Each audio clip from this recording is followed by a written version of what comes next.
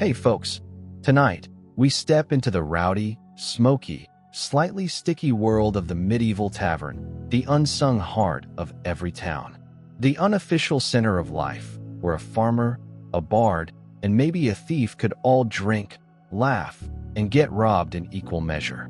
It wasn't just a place to drink. It was where danger, laughter, and disease mingled freely beneath a thatched roof. Before we dive in, take a second to like the video and subscribe. Only if you genuinely enjoy this journey. Drop a comment with where you're watching from and what time it is. It's always fascinating to see who's joining from across the globe.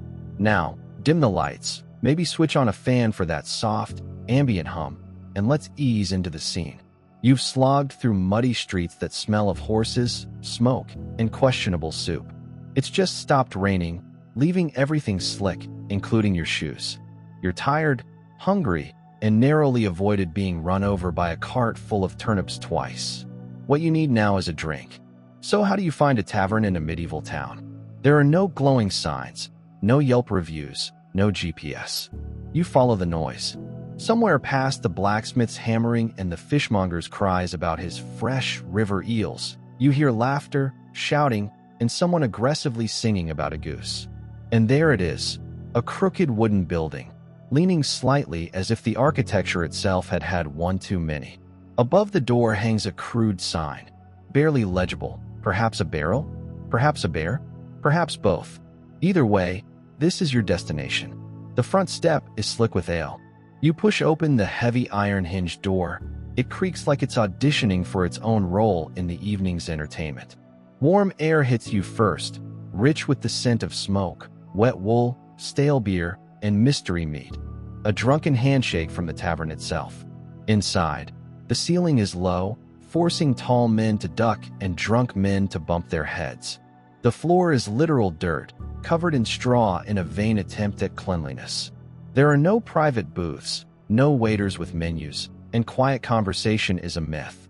This is a medieval tavern, loud, chaotic, and full of life. You spot an open seat at a lopsided bench near the hearth, damp from something. Nearby, two patrons argue about a stolen chicken. A man lies passed out with a ladle still in hand, and a one-eyed dog gnaws on a bone as if it's the landlord. You've barely arrived, and already you smell like a night to remember. The heavy tavern door slams behind you, sealing in darkness that wraps around your senses like a damp wool blanket, warm, comfortable, and slightly suspicious. Candlelight flickers across soot-stained walls, casting shadows that make even the furniture look like it might pick a fight. The hearth blazes in the far corner, both heating the room and providing a constant open flame hazard. Smoke drifts lazily through a chimney that might be stuffed with a dead crow. But the smell hits you hardest. Top notes of warm, sour ale, undertones of sweat, years of human and horse interaction, maybe even a touch of myth, hints of moldy bread, wet straw, and boiled onions. No perfumer has dared bottle this scent. Tables are carved with initials, crude drawings, and knife scars, wobbling with stubborn pride. Benches creak under muddy boots, thick cloaks, and questionable decisions. The floor, layered with straw, attempts to soak up spills, spit, and the occasional unconscious customer. Step wrong, and your foot sinks into something best left undescribed. The crowd is alive, a breathing, shouting organism. Laughter erupts in one corner, while a pig's price sparks a heated debate in another. A woman slams her mug down hard enough to spill half her drink. No one flinches. A man at the next table stares at you with the dazed expression of someone either thinking too deeply or forgetting how chairs work. Despite the sensory assault, there's something welcoming here. The tavern is alive, rough, raw, unfiltered. A medieval community hub, minus hygiene, and with about 400% more shouting. You find your seat. Damp, maybe cursed, but yours for now. The layout seems like someone arranged furniture during an earthquake and left it that way. Tables and benches at random, crates masquerading as chairs. Everything is either too close or too far, depending on how drunk you are. The hearth remains the centerpiece, roaring against one wall, offering warmth, light, and indoor smoke inhalation. Around it, People crowd like moths to a flame, mugs in hand, voices raised, reveling in the chaotic symphony of a medieval night. The warmth of the hearth clung to those with the best seats, the kind of heat that makes your shoulders loosen and your spirits rise. Those without, well, that's what ale was for. Thick, sour, and poured from mugs that had been passed through more hands than anyone could count. The drink offered a temporary escape from the chill and chaos. The bar, if you could call it that, was little more than a thick wooden plank stretched across two barrels, sagging under the weight of mugs, jugs, and elbows. Behind it, the tavern keeper moved like a conductor of an unruly orchestra, pouring drinks, shouting orders, glaring at the one man who hadn't paid since last Tuesday, and occasionally wiping up something suspicious from the floor. Their eyes were sharp, memorizing everything. The look of someone too drunk, too bold, too foolish. There were no menus. You asked what was available and braced yourself. The answer usually involved ale, and occasionally silence. Upstairs, a narrow, splintering staircase led to the rooms above. A boot dangled from one of the railing posts, hanging at an angle that suggested either art or warning. No one could say for sure. Some taverns had a back room. Sometimes it was storage, sometimes illegal gambling. Sometimes the place where the last person foolish enough to insult the barmaid had disappeared. Questions about it were always met with a glance sharp enough to draw blood. The walls were blackened with soot from centuries of candles, the windows covered with greasy cloth or animal hide. Every surface, tables, benches, even door frames, had been polished by decades of elbows, boots, spilt drinks, and occasional scraps of food, sometimes a chicken, wandering or purposefully released. And yet, despite, or perhaps because of, the chaos, the tavern worked. Everyone knew where to go, when to sit, when to shout, and when to duck. It was alive, a chaotic, breathing organism. And in every tavern, without fail, there was a ruler. It was not the local lord, not the tax collector, not the wandering knight with his sword freshly oiled. It was the tavern keeper. The tavern keeper wore no crown, yet commanded absolute respect. They were chef, server, accountant, babysitter, and enforcer rolled into one. They were the eye in the storm of ale, mud, and human chaos. If the keeper was a man, he was likely barrel-shaped, grizzled, and carved from years of labor and bad decisions. If a woman, and often it was, she was sharper than a blacksmith's file, capable of silencing a room with a single glance. They had seen everything: brawls, bar fights, stolen purses, children running wild, drunken serenades that devolved into insults and chaos. They had clean blood from straw before breakfast and still managed to pour a perfect pint for a regular patron. They greeted familiar faces with nods, strangers with suspicion, and troublemakers with a tankard to the head, should one be needed. Mental bookkeeping was their secret. They remembered every debt, every insult, every slight. Literacy was optional, memory was everything. Who owed what, who was cheating whom, who had slept with whom, and who had just arrived under a false name. They knew it all. Bribes, favors, protection, information. If you wanted it, the tavern keeper was your first and last call. But cross them, break a mug, or forget a debt, and there were consequences. Always consequences. Many tavern keepers had helpers, sons, daughters, spouses, apprentices, orphans taken in and trained in the ways of the alehouse. These assistants carried barrels heavier than themselves, ran drinks through the maze of tables, mopped the floors, and learned to avoid being trampled or insulted. Without them, the chaos would collapse into anarchy. And yet, the system worked. It had to. Each tavern was a delicate ecosystem. The regulars, the drunks, the occasional thief or bard, the lost traveler, they all had their place, their rhythm. And at the center, like a storm god in an apron, stood the tavern keeper, commanding the chaos, ensuring the ale kept flowing, the fires stayed lit, and the roof didn't cave in during the inevitable brawl. The patrons were a diverse lot. Farmers with rough hands and sharper tongues. Minstrels, whose songs and stories might entertain or enrage in equal measure. merchants with purses too full and patience too thin, soldiers, just back from campaigns, looking to forget blood and death in a mug of ale, and beggars, pickpockets, and vagabonds, all trying to make a living or a laugh off the chaos. The tavern was alive. Laughter and shouting collided with the smells of smoke, sweat, stale beer, and boiled onions. Music, live or improvised, filled the air, weaving with arguments, sneezes, and the occasional yelp of a dog or insulted chicken. Every creak of a bench, every crash of mug on table, every scuffle near the hearth added to the symphony. Seats were claimed as a matter of survival. The best were closest to the fire, where warmth radiated and ale remained drinkable. The less fortunate took whatever space they could find, bracing against drafty corners, wet floors, and occasional elbow in the ribs. Drink helped, yes, but so did luck and nerves of steel. And above it all, commanding, judging, protecting, and sometimes punishing, the tavern keeper watched. Their voice, sharp and commanding, could calm a riot or ignite one. Their glance could inspire awe, fear, or immediate compliance. They knew every eye in the room, every coin owed, every secret whispered behind cupped hands. To cross them was folly, to aid them was survival. In the medieval tavern, everything had a rhythm. The clatter of mugs, the stomp of boots, the shouts of argument, the bursts of laughter, they all belonged. And in that rhythm, you learned your place. The tavern was more than a building. It was a living organism, chaotic but balanced, wild but ordered. And at its center, like the beating heart of this mad, smoky creature, was the one person who kept it all alive. Without the tavern keeper, the ale would spill, the fires would die, and the chaos would consume everything.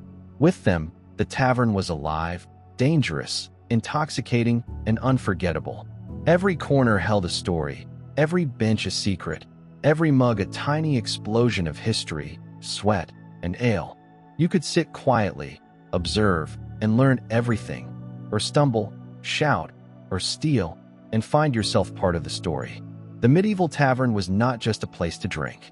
It was a world, a theater, a battlefield, and a sanctuary all at once. And in that world, for those who could survive its chaos, there was no better seat than the one near the hearth, with a mug in hand, under the watchful eye of the keeper. The tavern keeper, the figure at the heart of every medieval tavern, commanding respect with a glance, an elbow, or the well-aimed heft of a tankard. You finally settle onto a creaky bench, dodging elbows, spilled stew, and the occasional clawing cat. Your boots are slick with mud, your throat parched, your stomach a growling complaint. And now comes the main event, the drink. But forget wine lists, fancy glasses, or ice-cooled perfection. This is a medieval tavern. Choices are limited, lukewarm, potent, and sometimes life-threatening. First, the ale. Unfiltered, unpasteurized, brewed somewhere in the back where the tavern dog sleeps and dreams of chasing pigs.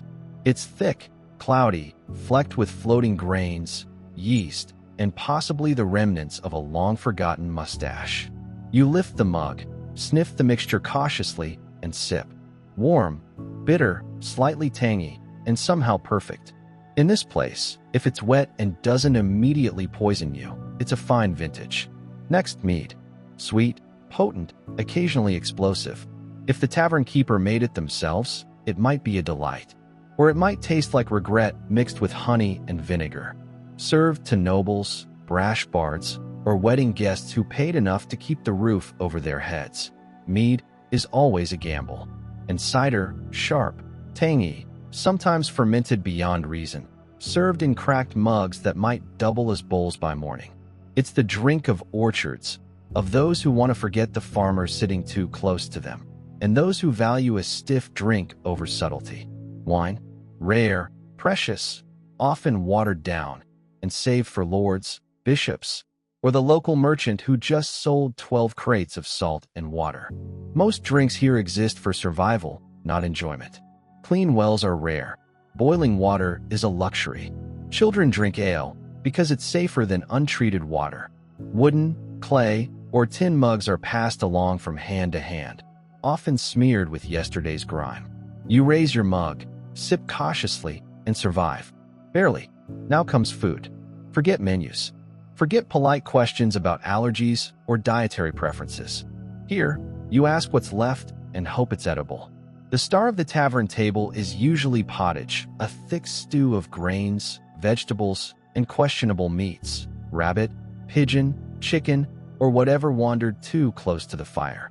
It simmers in the same pot for days, new ingredients added, old ones never removed. It's less food and more a historical artifact, a culinary time capsule of desperation and necessity. Your bowl is wood or clay. Your spoon, if you have one, or your fingers. Bread is tough and dense, perfect for beating the unwary or used as a ladle for the stew.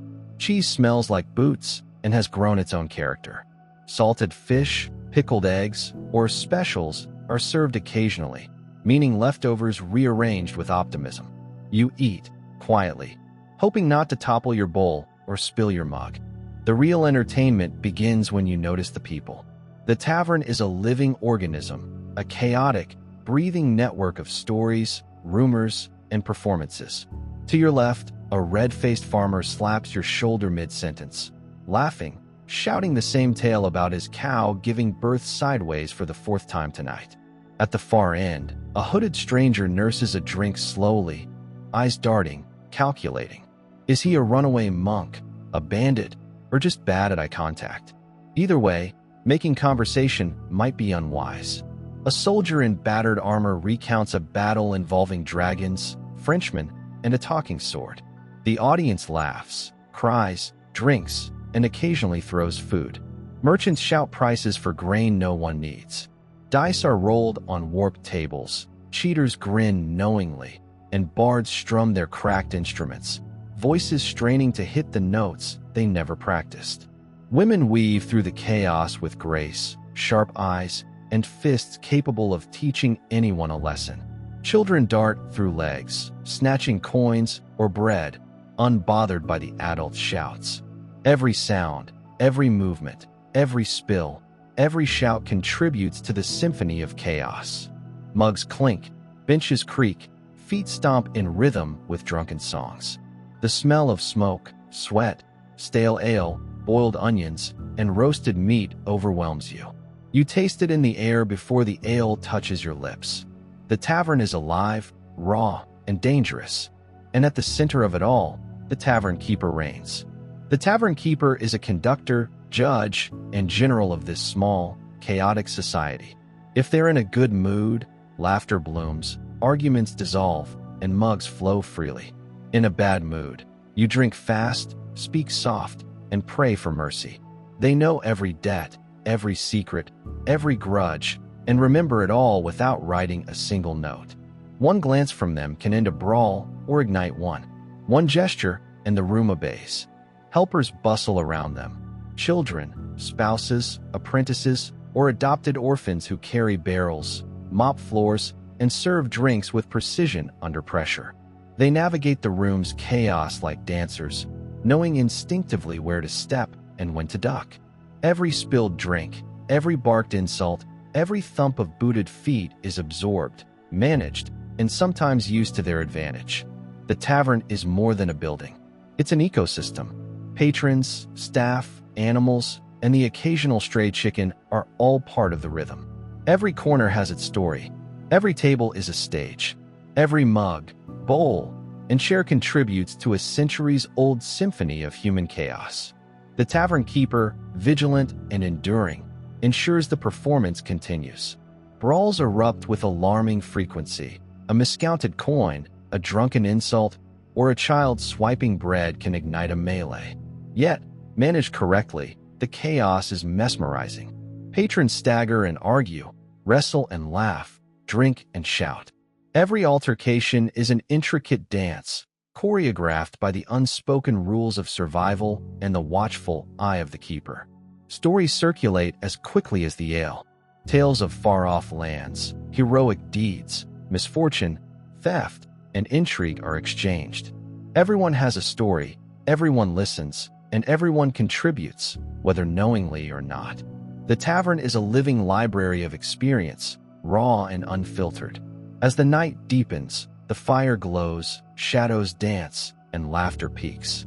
Mugs are raised, songs are sung, some entirely improvised, and secrets whispered into the dark corners.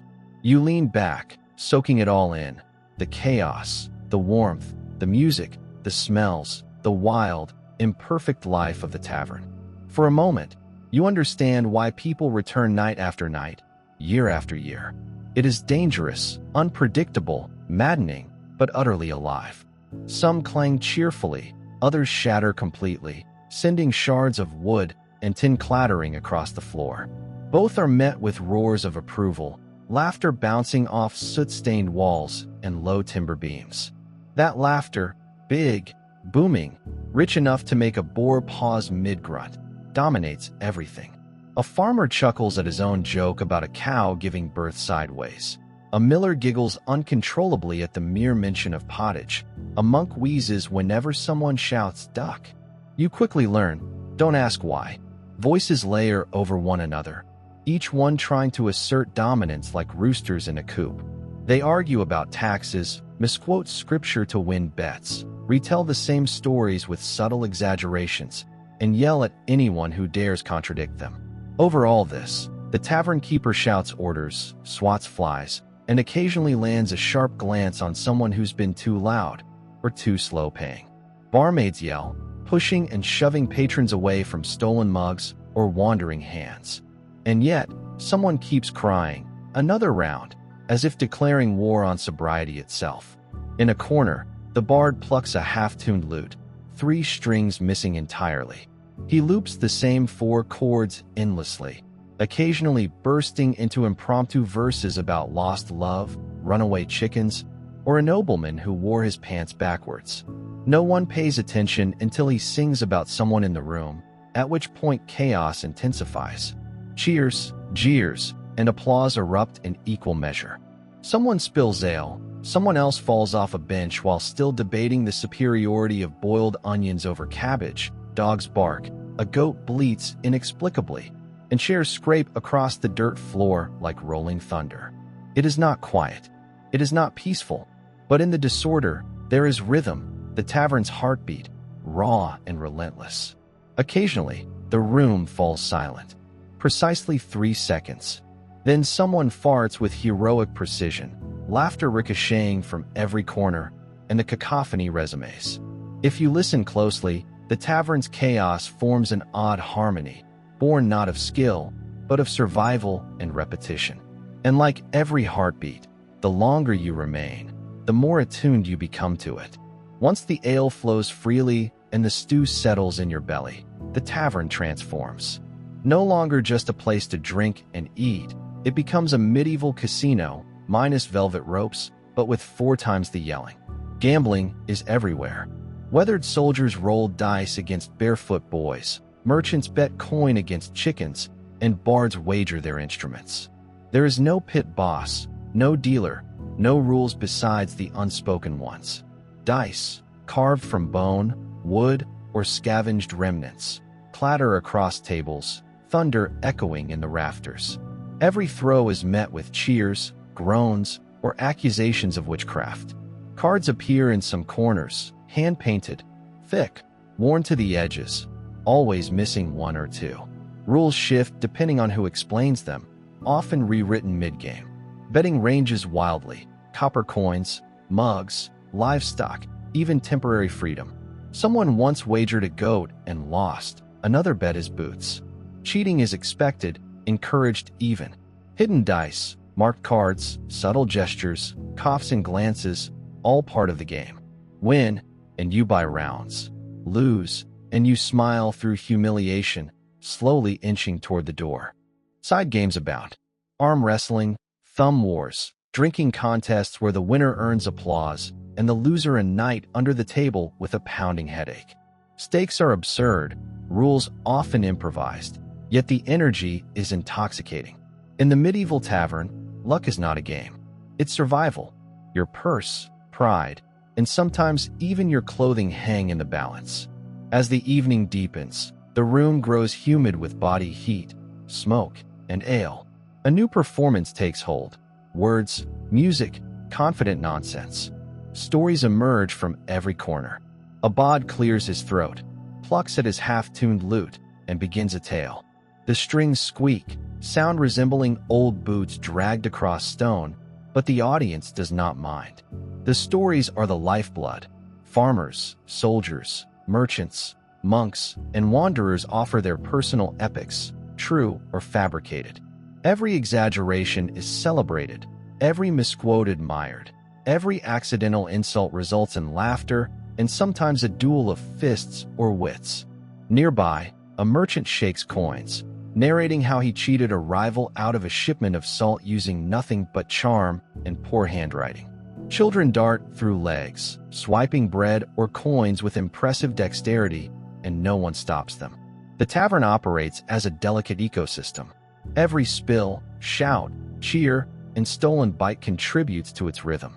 It's chaos, yes, but a chaos managed with uncanny instinct. The tavern keeper watches, ever vigilant. This person is the hub, the law, the referee, the enforcer. If they are in a good mood, arguments dissolve, games proceed smoothly, and the ale flows freely. If they are in a bad mood, you drink fast, speak softly, and pray you haven't committed an unnoticed transgression. Their assistants, children, spouses, apprentices, hustle tirelessly, carrying mugs, mopping floors, dodging flying elbows. The tavern may look like anarchy, but it is a symphony directed by the keenest mind in the room. Fights erupt with alarming frequency. A miscounted coin, a careless insult, or a dispute over dice often leads to chaos. Chairs topple, tankards fly, and fists swing. Yet, managed correctly, the chaos becomes entertainment. Patrons stagger, laugh, cry, and shout in a living rhythm, every misstep absorbed into the tavern's heartbeat. The smells are overwhelming. Smoke, sweat, stale ale, boiled onions, roasted meat, and occasionally something unidentifiable. You taste it in the air before your lips meet the mug. The heat from the hearth wraps around you, tinged with smoke and the faint smell of burned hair from past misadventures. The floor, layered with dirt and straw, squishes beneath your boots, soaked in ale and history. Every step is a risk, every breath a sensory bombardment. Songs burst forth intermittently. Bards, drunk or desperate, pluck at strings, chant verses, or sing entire epics of love, war, and lost chickens. Sometimes their music is melodic, sometimes grating, but always accompanied by laughter, jeers, and applause. Even children hum along, picking up fragments of tunes from the chaos. The tavern transforms again as the night deepens. Patrons argue, wrestle, gamble, and drink. Dishes clang, chairs scrape, mugs slosh. Stories overlap, interrupted by burps, sneezes, and the occasional goat bleating. A fight breaks out. A barmaid disperses it with a well-placed slap and a glare that freezes all but the boldest. The tavern keeper surveys it all, every step, every whisper, every glance accounted for. The room functions as one organism, with patrons, staff, animals, and stray furniture as its organs. By midnight, the tavern reaches peak chaos. Dice roll, bards sing, children steal, fights erupt, and laughter never dies. You sit, sipping ale that's warm, bitter, and perfect, your stomach full of stew and bread that could double as a weapon. Around you, life unfolds in all its messy glory, a living, breathing, shouting, singing, cheating, falling, rising, laughing organism. And you, newcomer or veteran, are part of it. The tavern is not merely a building. It is a stage, a theater of life, a chaotic symphony orchestrated by instinct, experience, and the one person who keeps it all alive, the tavern keeper. The bard sits crookedly on a bench, missing a few teeth, but not a shred of confidence. With a dramatic flourish, he launches into a ballad of heartbreak and heroism, a tale about a knight who fell for a mermaid and drowned nobly while reciting poetry. Truth matters little here. The story might be entirely fabricated, but everyone listens anyway. Entertainment reigns supreme in the tavern. Truth is optional, applause mandatory. Ale-fueled patrons take turns contributing. One man swears he once wrestled a bear and lived to tell the tale. Another claims he witnessed a witch turn a cow into a goat. A third insists he is related to Charlemagne on his mother's cousin's side. Every story begins with, "You won't believe this," and everyone knows it's probably false, but they want to believe it anyway. Boasts become ballads. Mishaps turn into myths. A joke so terrible circles back to hilarity. A plagiarized poem from a monk's scroll is recited with flair, and the room responds in hoots, claps, or the occasional flying bread, depending on quality.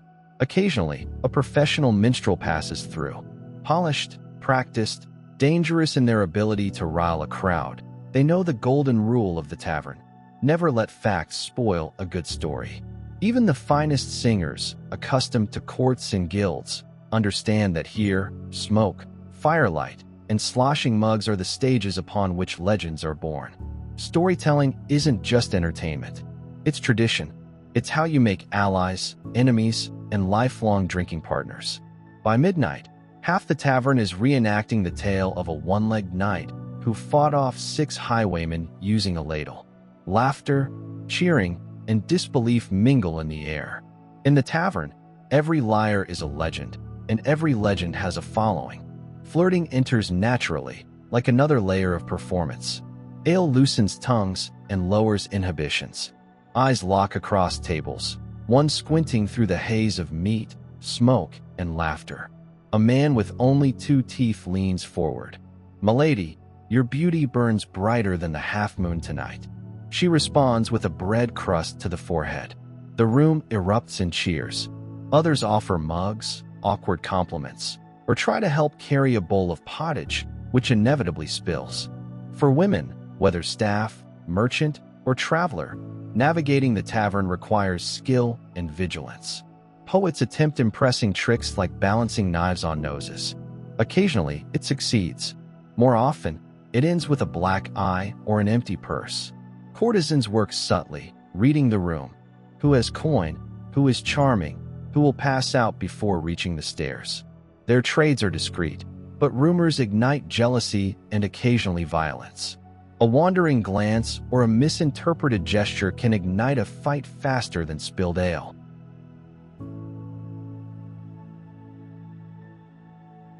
Brawls erupt with alarming frequency. Accusations, insults, or stolen glances can send mugs flying and benches toppling. Patrons leap over tables, brandishing tankards like weapons. Yet these fights are rarely deadly. They are chaotic performances, entertaining to onlookers and cathartic for participants. Fists swing wildly, hair is pulled, beards yanked, and the tavern keeper, armed with a ladle and a club, roars like a battlefield general, orchestrating chaos into order. Occasionally, bystanders join impulsively, placing bets or cheering from the sidelines, knowing that restraint is often less entertaining than action. Eventually, the chaos wanes. One patron lies on the floor, nursing bruises. Another stumbles into a wall and sits to rethink their life. Mugs are refilled, songs resume, and laughter fills the tavern once more. No grudges linger. Bruises fade into stories, and nicknames are earned. One-Eyed Arnold, Benchbreaker Bill. Each a badge of survival in the night's theater. Even the brawlers find their place in the narrative, part of the tavern's living legend. Food and drink sustain the chaos. Stew, thick and mysterious, bubbles in a large pot. Its contents a shifting collection of vegetables, grains, and proteins whose origins are debated but rarely questioned. Bread is tough and dark, suitable for use as both sustenance and blunt weapon. Ale is unfiltered, cloudy, and warm, its surface a floating menagerie of yeast, grains, and possibly remnants from previous patrons. Mead and cider offer sweetness and strength, though both can surprise with explosive potency.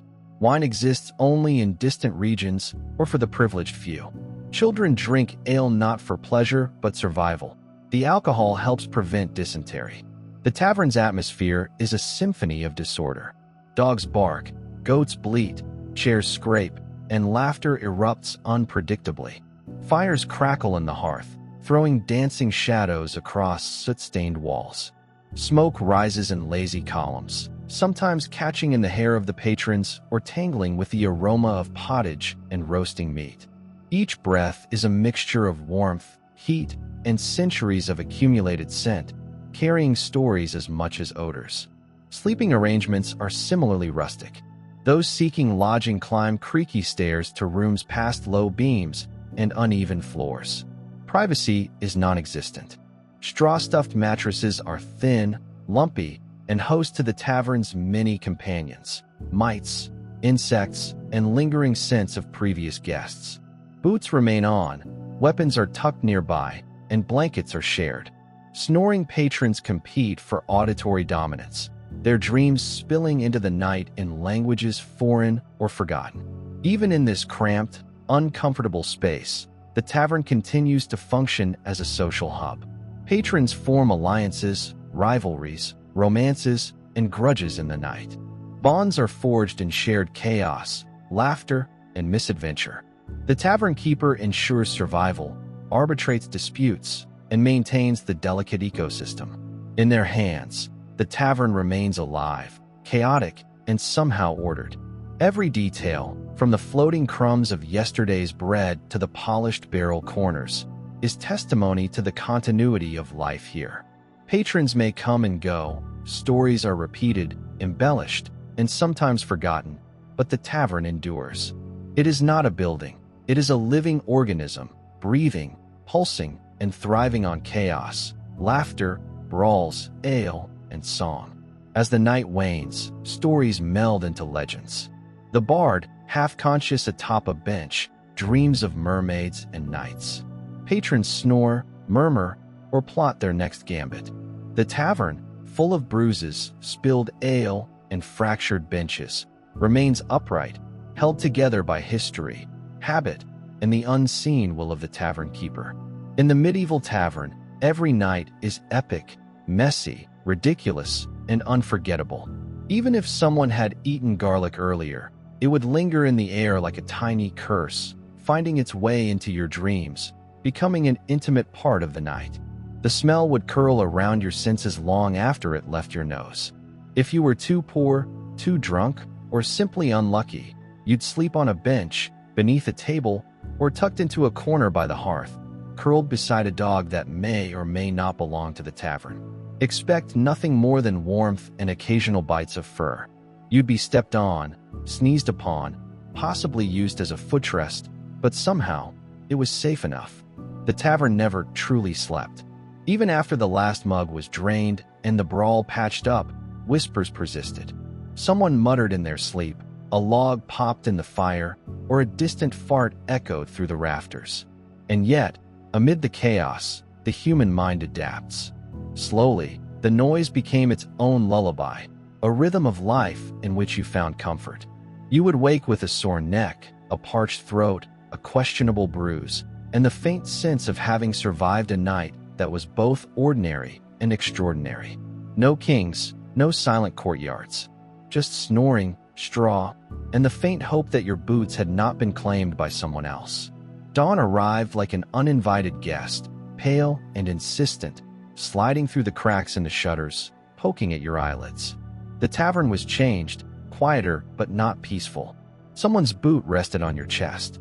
Another patron mumbled about sheep taxes, as though the world outside hadn't yet begun. The bard, perpetually clutching his lute, snored beneath the table, dreaming of mermaids and knights who drowned nobly. A chicken hopped across the floor, pecking at yesterday's bread crusts with total disregard for decorum. No one questioned it. The fire had burned low overnight, leaving the tavern cold, smoky, and fragrant with pottage that had thickened into a near-solid mass. Patrons stirred like wounded soldiers from a battle fought entirely in dreams. One man sat up, looked around, and flopped back down, concluding that today wasn't worth the effort. The tavern keeper, of course, was already awake, clattering mugs, sweeping straw into neat piles, reheating a pot that smelled at once inviting and vaguely vengeful. A ladle clanged against a mug, a bell of authority, signaling all to rise or move aside.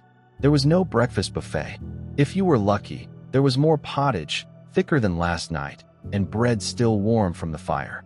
Ale, watered down but still potent, waited in wooden mugs, carrying the scent of yesterday's indulgences.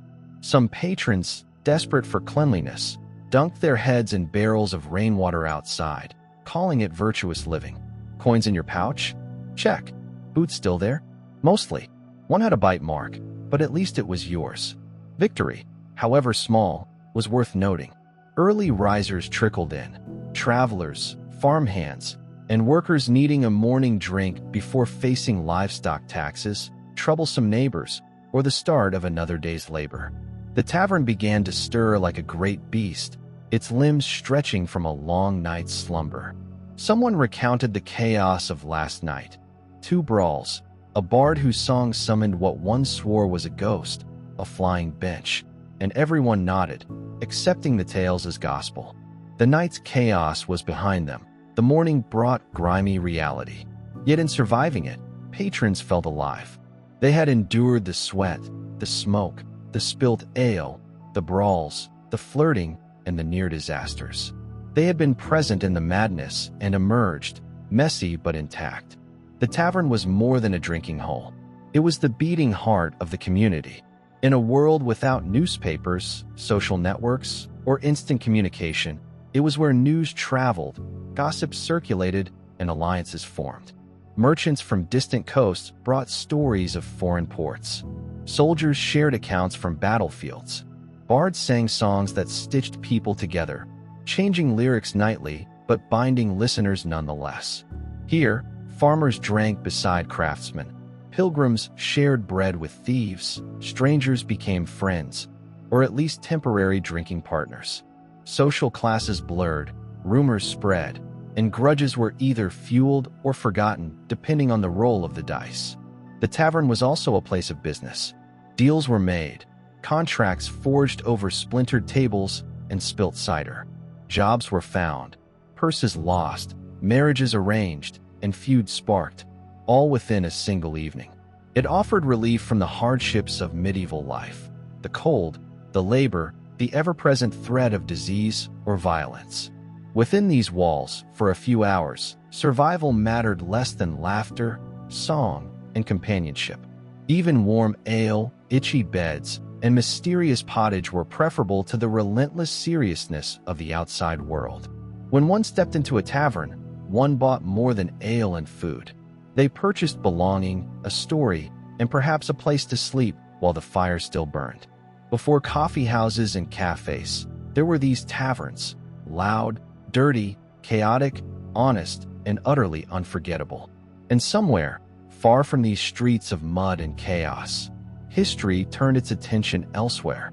Nefertiti, who would one day become the most iconic face of ancient Egypt, remained shrouded in mystery.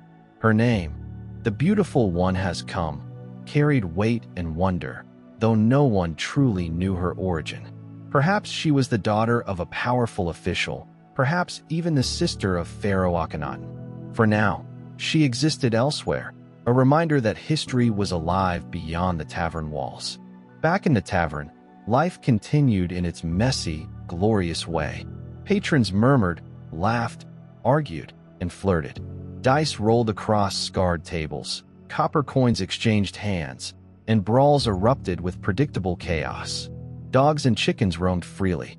Food was consumed quickly, often without questioning its origin. Ale flowed, thick and uncertain, carrying the warmth of fellowship. Even the poorest could find a place beside the hearth, protected under the watchful eye of the tavern keeper. Sleep was irregular, often disturbed, always communal. A foot in the ribs here, a sneeze there. Yet the fire's warmth, the noise, and the living pulse of the tavern offered enough comfort to close one's eyes. Patrons dreamed of far-off lands, heroic deeds, lost loves, and fantastical creatures, their dreams intertwined in the shared tapestry of human experience. By dawn, when sunlight pierced the shutters, the tavern became a different creature, quiet, smoldering, recovering. The fire smoldered low, embers still glowing like distant stars. Bread hardened, pottage thickened further, and ale sat waiting. Patrons stirred with groans, stretching muscles stiff from rough benches or straw beds.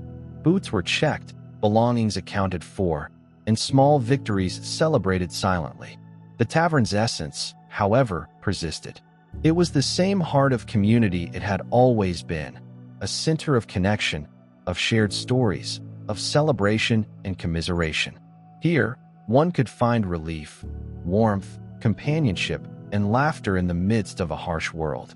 No luxury, no comfort, no polish, just life in its rawest, richest, most unfiltered form. Through chaos, brawls, and ale-soaked tables, a sense of belonging endured.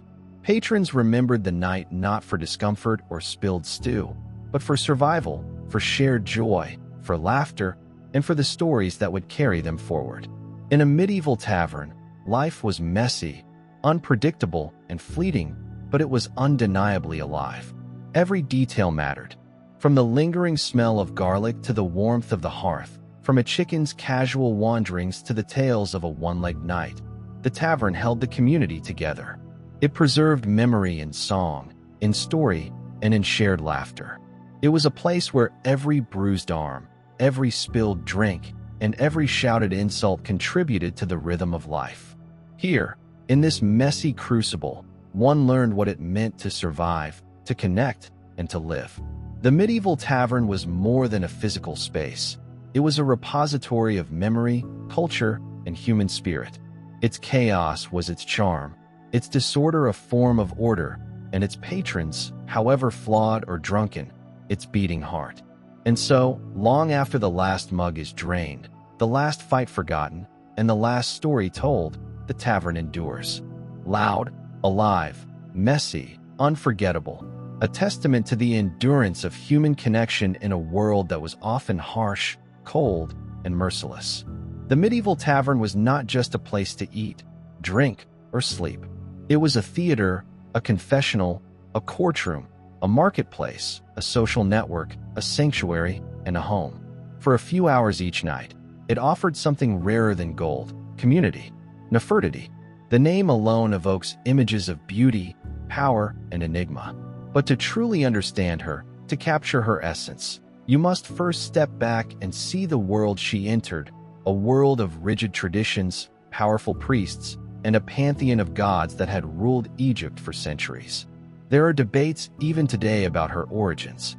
Some argue she was a foreign princess sent to Egypt as part of a political alliance, a bride of diplomacy and duty.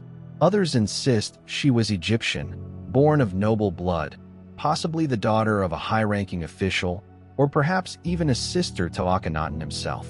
Whatever the truth, what is undeniable is that when she arrived in the historical record, it was like lightning striking, sudden, brilliant, transformative. She did not enter Akhenaten's life as a mere consort.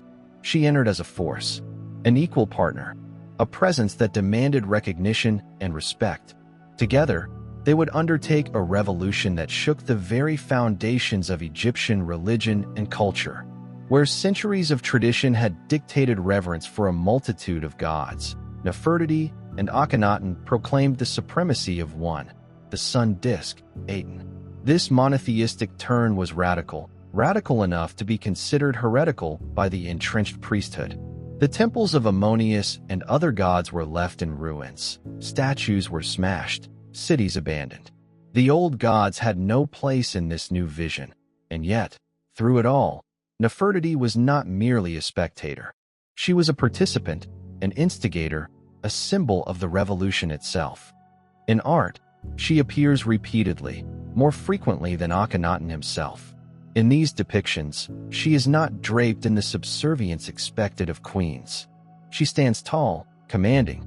At times, her figure even dwarfs her husband's, her hands holding ceremonial instruments, her gaze fixed forward. She is at once divine and tangible, bridging the mortal and the sacred. In a society where pharaohs were considered gods, her proximity to Akhenaten suggests she was more than queen. Perhaps she was co-ruler. Perhaps she embodied power in ways that transcended traditional hierarchy. Yet, the rise of Nefertiti was not without opposition. The old priesthood bristled at the dismantling of temples and the erasure of their gods. Egypt was not ready for such upheaval, and resistance simmered beneath the surface. The capital was moved to a new city, Akhetaten, what we now call Amarna, a city built to honor the sun, cut off from the old religious centers. Here, Nefertiti's image was carved into stone walls, her name sung in hymns to the Aten. She became an inseparable part of the new order, present in ceremonies, offerings, and, in some depictions, smiting enemies, a role traditionally reserved for pharaohs. Her influence extended beyond the ceremonial and into the domestic. In reliefs of the period, Nefertiti is often shown with her daughters, heads tilted toward the radiant sun, engaged in moments of intimacy and affection rarely seen in Egyptian art. These portrayals were radical. They shifted the artistic narrative from stiff formality to life and motion, sometimes exaggerated, sometimes tender. The royal family is depicted not only as rulers but as parents, playing with their children, engaging in prayers beneath the golden rays of Aten. Some historians believe Nefertiti's role was more than symbolic. She may have acted as co-regent, assuming authority in Akhenaten's absence or during periods of his ill health. Inscriptions refer to her as Neferneferuiten, a name some scholars suggest indicates she may have ruled in her own right, potentially even after Akhenaten's death. Her authority in governance, her visibility in religious ceremonies, and her portrayal in art all hint at a power that extended beyond traditional queenship. Nefertiti's iconography reflects both nurturing and formidable aspects. She is shown cradling her children, emphasizing maternal care, yet simultaneously, she dons the blue crown of rulership, a symbol historically reserved for male pharaohs. She smites enemies, makes offerings, and participates in rituals without Akhenaten beside her, suggesting she wielded sacred and political authority independently. This duality, nurturing mother and commanding ruler, defined her image, making her an icon of feminine power and divine presence. Her life, however, is marked by mystery. Despite her prominence, Nefertiti vanishes from the historical record in Akhenaten's later years. There is no tomb definitively attributed to her, no confirmed burial, no clear explanation of her fate. Did she die young, succumbing to illness or misfortune? Was she deliberately erased from history due to political intrigue? Or did she ascend to a role even greater than that of a queen, a ruler whose identity was deliberately obscured by subsequent dynasties? The questions surrounding her death and disappearance have fueled centuries of speculation.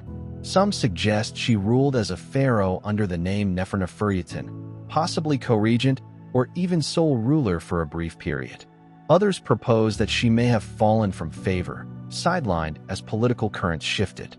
What is certain, however, is that her legacy endured in the art, culture, and religious transformations she helped bring about. Her partnership with Akhenaten was revolutionary. Together, they dismantled the traditional pantheon, replacing centuries of religious practice with devotion to Aten. They created Amarna as a new spiritual and political center, emphasizing light, order, and divine kingship. Nefertiti's presence in these reforms was active, not symbolic. She participated fully in the reshaping of religious rituals, the administration of the court, and the education of the royal children. She was inseparable from the revolution itself. The visual legacy of Nefertiti is unparalleled. The famous limestone bust, with its perfect symmetry, high cheekbones, and enigmatic gaze, captures not just her beauty but her authority. The sculptor preserved the essence of her presence, elegant, powerful, and inscrutable. Art from her era depicts her performing rituals, engaging in diplomacy, and guiding the king's decisions. In every depiction, there is a balance of grace and strength, nurturing and command. Nefertiti's influence extended beyond her lifetime. Even after Akhenaten's death, the echoes of their reign persisted. The Amarna period, though brief, left a lasting imprint on Egyptian art, religion, and governance. The sun disk, Aten, remained a symbol of transformative power. The stylistic innovations introduced in portraiture, Intimate family scenes, exaggerated features, and expressive forms would never entirely vanish. Yet, the true measure of her power lies in the paradox of her disappearance. Nefertiti was everywhere, central to one of Egypt's most radical experiments in culture and religion, and then suddenly absent. This vanishing only amplified her legend. The mystery of her fate, the questions surrounding her potential solo rule, and the enigma of her final years transformed her from a historical figure into a symbol. She became a representation of beauty, intelligence, political acumen, and divine feminine authority, her life a narrative that transcended the ordinary confines of history. Even in death, or perhaps because of it, Nefertiti inspired devotion, speculation, and awe. She embodies the intersection of human ambition and divine iconography.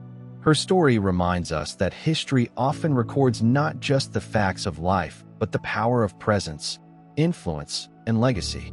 To understand Nefertiti is to understand more than just a queen or a consort. She is a lens through which we see the potential for female authority, the dynamics of political partnership, and the transformative power of vision and courage. She reshaped her society's religious structure, its visual culture, and its conception of royal family life. She navigated the complex intersection of divinity, politics, and family with a skill that allowed her to dominate not just the ceremonial, but also the practical realms of power. Even centuries later, her presence continues to captivate historians, artists, and the public alike. Her image, her actions, and the questions surrounding her disappearance invite exploration, debate, and wonder. Every depiction, every inscription, every fragment of art from the Amarna period carries a piece of her story. She is at once known and unknown, present and absent, human and divine. Her partnership with Akhenaten demonstrates a rare fusion of personal and political revolution. The reforms they enacted were not merely religious. They were deeply social, affecting the lives of ordinary Egyptians, restructuring cities, and redefining what it meant to be a ruler. Nefertiti's role was central to this transformation. She was not confined to a ceremonial backseat. She engaged actively in governance, religion, diplomacy, and family life, setting a precedent that few queens before or after could match. In life, she was brilliant, present, and transformative. In death, she became a mystery, her absence amplifying her legend.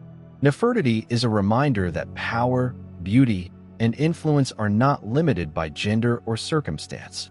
She reshaped her world and left a legacy that still resonates across millennia.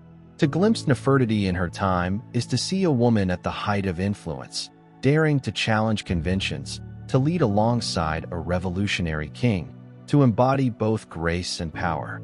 Her life reflects the potential for boldness, intelligence, and vision to reshape society. And though history may have turned away, her story remains vibrant, compelling, and immortal. Nefertiti, a name that whispers across the millennia, carrying with it echoes of power, beauty, and the enigma of a life that history seems both to celebrate and to obscure.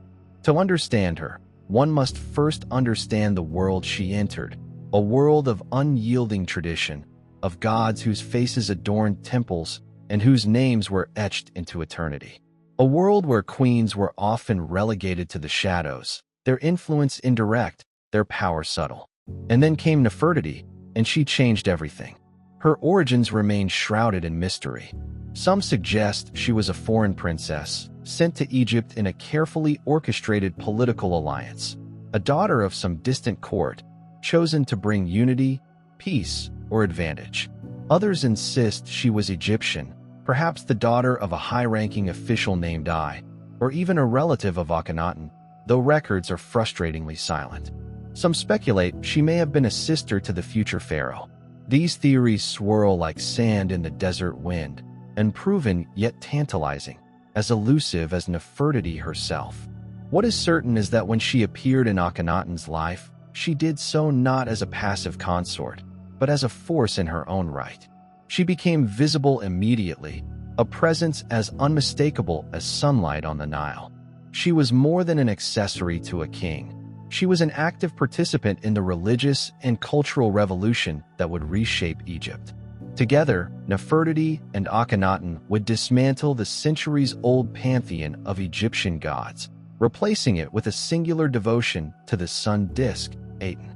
It was a near heretical upheaval, one that threatened the old priesthood and upended every aspect of civic and spiritual life.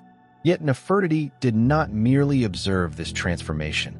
She was central to it. She led ceremonies, offered prayers, and performed rites previously reserved for kings alone.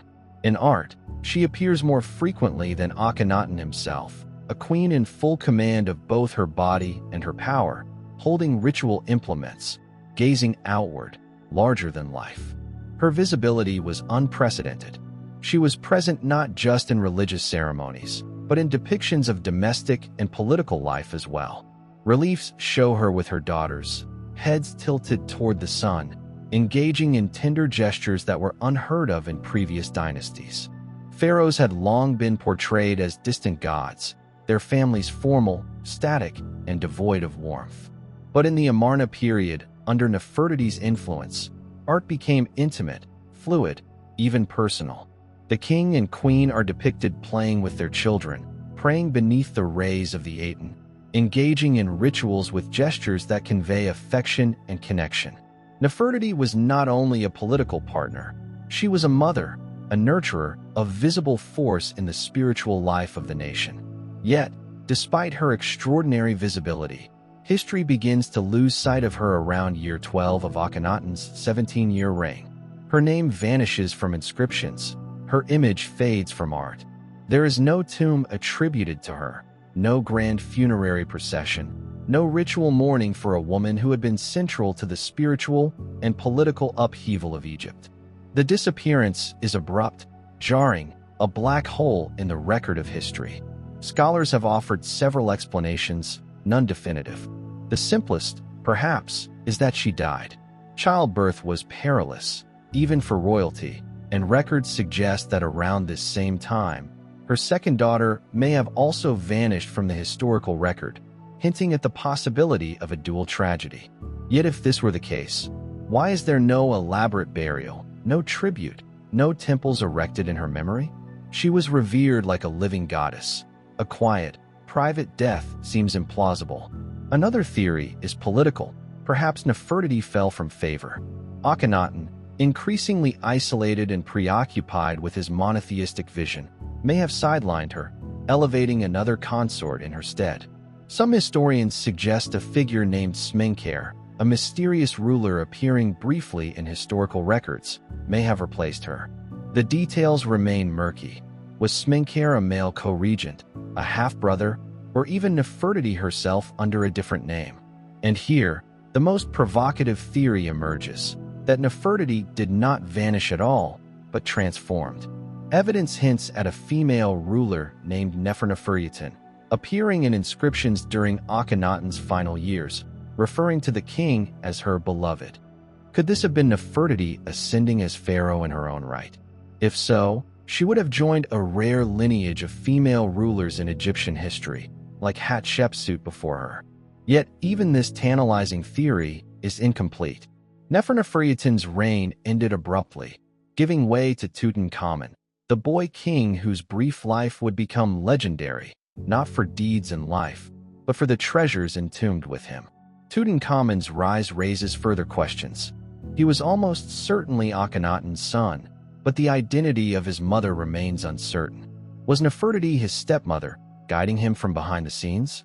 Or was she his biological mother, placing him as a young child in the midst of her waning power? Regardless, the early decisions of Tutankhamun's reign, particularly the reversal of Akhenaten's religious reforms, suggest he was guided by experienced hands familiar with court politics, religious rituals, and the delicate balance of public perception.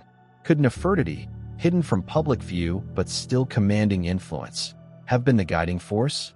Evidence is suggestive but inconclusive. One compelling piece comes from Tutankhamun's tomb itself.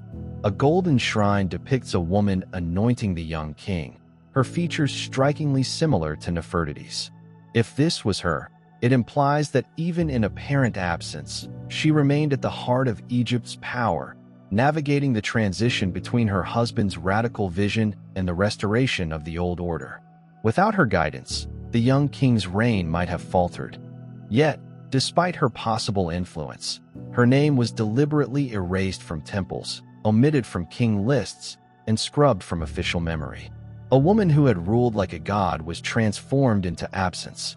And yet, paradoxically, it is this very erasure that immortalized her.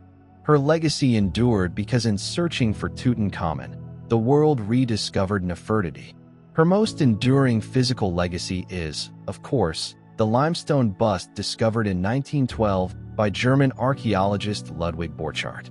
Excavated from the ruins of the sculptor Thutmose's studio at Amarna, the bust captures Nefertiti in exquisite detail. High cheekbones, a long, elegant neck, the blue crown marking her sovereignty, and a gaze both serene and commanding. One eye remains unfinished, a silent mystery left from the workshop's final days. The sculpture speaks not just of beauty, but of intelligence, authority, and an almost palpable presence. The bust, now housed in Berlin, is itself a source of controversy. Egypt has repeatedly requested its return, arguing that it belongs in the land of its creation, where the queen once stood beneath the rays of the Aten. Germany has resisted, citing fragility and preservation concerns, yet the debate underscores Nefertiti's ongoing cultural significance. She is more than a historical figure. She is a global icon of feminine power, intelligence, and mystery. Nefertiti's life challenges conventional narratives of women in antiquity. She was not a passive figure, nor was she content to exist in the shadows of her husband's reign. She shaped policy, led religious transformation, and influenced the next generation of rulers. Her disappearance only amplifies her mystique, inviting endless speculation and fascination. She vanished from history, yet left behind traces that continue to inspire, captivate, and provoke inquiry. Even her art reflects duality: nurturing mother, commanding ruler, tender consort, active participant in religious revolution. In reliefs, she is depicted offering to Aten, standing beside Akhenaten as equal in devotion and authority. She smites enemies, rides in chariots, oversees governance, all while retaining the grace and poise captured in the Berlin bust. Her image conveys both power and subtlety, the hallmarks of a ruler who understood not only divine authority, but human perception. Historians continue to puzzle over the final years of her life. Did she indeed rule as Nefertiti? Was she sidelined politically, or did she voluntarily step away from public life? Was she the mother of Tutankhamun, or merely a guiding influence behind the throne? These questions, unresolved, are part of the enduring fascination with Nefertiti. She represents the tantalizing intersection of historical fact, speculation, and myth, a figure whose very absence amplifies her presence in the cultural imagination. Her disappearance highlights a truth about power. It can be both visible and invisible, celebrated and erased. Nefertiti's legacy is a testament to the enduring impact of women who transcend their era, shaping religion, culture, politics, and art, even as the historical record seeks to silence them. She is a figure of contradictions, present yet absent, nurturing yet commanding, mortal yet divine. The mystery of her tomb, the uncertainty surrounding her death, and the ongoing debates about her role during Tutankhamun's early reign all contribute to her mythos. She is, perhaps, the ultimate enigma of ancient Egypt, a woman who reshaped her world and then vanished, leaving behind only fragments of her presence, art, inscriptions, and whispers in history. And so we remember her, not just as a queen or a consort, but as a revolutionary, a mother, a possible pharaoh, a symbol of beauty, authority, and enduring mystery.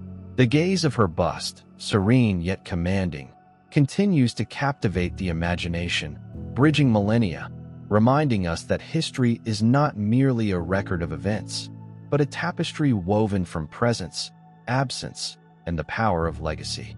Nefertiti was everywhere, and then she was nowhere. Yet, Paradoxically, her absence made her immortal. She challenges us to reconsider the boundaries of power, the role of women in history, and the ways in which memory itself can be both selective and transformative. She stands as a beacon of possibility, that one person, a single individual, can reshape a civilization, influence the course of religion, and leave a mark so profound that the world cannot forget. Her life is a narrative of light and shadow, visibility and erasure, influence and mystery. The lessons of her story resonate across time. That presence is powerful, that influence extends beyond life, and that the human desire to understand, to remember, and to reconstruct the past ensures that figures like Nefertiti will never truly be lost. Even today, as scholars debate her origins, her role, and her fate, the image of Nefertiti, poised, regal, enigmatic, remains a potent symbol. Her story reminds us that history is not only what is recorded, but also what is lost, what is interpreted, and what is imagined. In that space between certainty and speculation, Nefertiti reigns eternal, a queen of both the known and the unknowable. Her name, her visage, and her story continue to inspire artists, historians, and dreamers. She is a testament to the power of women in history and a reminder that influence can persist long after the end of a life, long after the erasure of names and images from stone. Nefertiti is timeless, unforgettable, and ever-present, even in absence, an enduring symbol of beauty, authority, and the mysterious potency of history itself. Nefertiti. Her name drifts across the ages like incense, carried on the winds of memory long after the stones of her empire have been worn smooth. She became immortal, not in gold, not in the cold permanence of monuments, but in the hearts and minds of those who dare to remember her. Her face, captured in limestone and pigment, may lie still, but the story it tells lives on, echoing louder across centuries than the walls of any temple ever could. She exists in the space between stone and silence, between what we know and what we long to believe. Few figures in ancient history have inspired such relentless fascination, such profound mystery. She is a paradox, one of the most documented women of her era, yet still largely unknowable. Across millennia, she has been imagined as goddess, as master strategist, as co-ruler, as tragic heroine, as political manipulator, as romantic figure lost in the shifting sands of Egypt's religious upheaval. Some see in her the living embodiment of divine beauty, the human face of an abstract ideal. Others see the calculating mind behind one of the most audacious religious revolutions the world had ever witnessed. Yet all of these interpretations, as compelling as they are, fall short of the truth, because we are peering across time, attempting to comprehend someone who intentionally, or perhaps instinctively, remains partially hidden. Nefertiti's power lay not in rebellion, but in presence. She carved her authority into the visual and spiritual language of her time with poise, elegance, and the commanding weight of personality. While Akhenaten imagined a monotheistic worship of the sun disk, Aten, it was Nefertiti who embodied it in the human form. She was the bridge between the divine and the mortal, the living expression of sacred ideal. In the reliefs and sculptures of Amarna, she stands not merely as queen beside king, but as co-architect of a revolution, her arms outstretched in ritual, her gaze focused, her form monumental. She is everywhere, the family altar, the royal temple, the battlefield, and yet, as suddenly as she appears, she vanishes from history. Around the 12th year of Akhenaten's reign, her name disappears from the inscriptions, her image fades from reliefs and murals, and the silence left behind is as profound as it is unnerving. Historians have wrestled with her disappearance for generations. The simplest explanation is the one often whispered in passing: perhaps she died. Childbirth was perilous in any era, and there are indications that one of her daughters may have also vanished from the record around the same time. A tragic coincidence, or perhaps a family calamity. Yet a quiet death seems incongruous for a woman who had lived so publicly, whose presence had been etched into the very architecture and art of the kingdom. No tomb, no grand ceremonial burial, no ritual offerings, nothing. Political theories abound. Perhaps she fell from favor, sidelined by Akhenaten's increasingly monomaniacal devotion to Aten, or replaced by another consort. Perhaps she transformed her identity entirely, becoming the enigmatic figure Nefertiti, a female ruler who reappears briefly in the historical record, referring to the king as her beloved and exercising authority in her own right. Was she preparing to rule Egypt as pharaoh, stepping fully into the role that her depictions hinted at for years? Or was she quietly guiding the young Tutankhamun, steering the throne through turbulent times from the shadows? Tutankhamun himself adds another layer to the enigma. His father was almost certainly Akhenaten, but the identity of his mother is unknown. Was Nefertiti his stepmother, a guardian figure navigating palace intrigue and religious upheaval? Or was she his biological mother, a queen shaping the boy king as he rose to inherit a fractured kingdom? Evidence from Tutankhamun's tomb, particularly depictions of a woman with features resembling Nefertiti anointing the young king, suggests she may have been present in governance even after public records erased her existence. And yet, despite her possible ongoing influence, her name was deliberately scrubbed from history. Temples were defaced, inscriptions chiseled away, her legacy buried beneath the weight of political reversal. Akhenaten's radical monotheism was swiftly replaced with the old pantheon, and in the process, Nefertiti's prominence was deliberately diminished. And yet, paradoxically, it is this erasure that immortalized her. In attempting to remove her from memory, history created a vacuum into which fascination poured. Her story survived precisely because it was incomplete, a tantalizing riddle for future generations to puzzle over. Her most enduring legacy is the limestone bust discovered in 1912 in the studio of the sculptor Thutmose at Amarna. The bust captures a woman poised between worlds, beauty and power, serenity and authority, the earthly and the divine. High cheekbones, a long neck, a perfectly shaped crown, and one eye unfinished. Each detail conveys a subtle interplay of imperfection and intention, humanity and transcendence. The sculpture does not merely depict a woman. It demands acknowledgement of her presence, her intelligence, her command. It is both portrait and proclamation, a silent voice that refuses to be ignored. Yet Nefertiti's story is not confined to art. Immortality in ancient Egypt was never simply a matter of stone and gold. It was the endurance of memory. To have one's name spoken, to have one's image seen, to have one's story retold, that was eternal life. And in this measure, Nefertiti has achieved the pinnacle of immortality. Her influence persists across continents, across centuries. Her visage adorns museum walls. Her name is spoken in classrooms and lecture halls. Her story retold in novels, films, and documentaries. She has become archetypal, a canvas upon which every generation projects its own ideas of power, beauty, and female agency.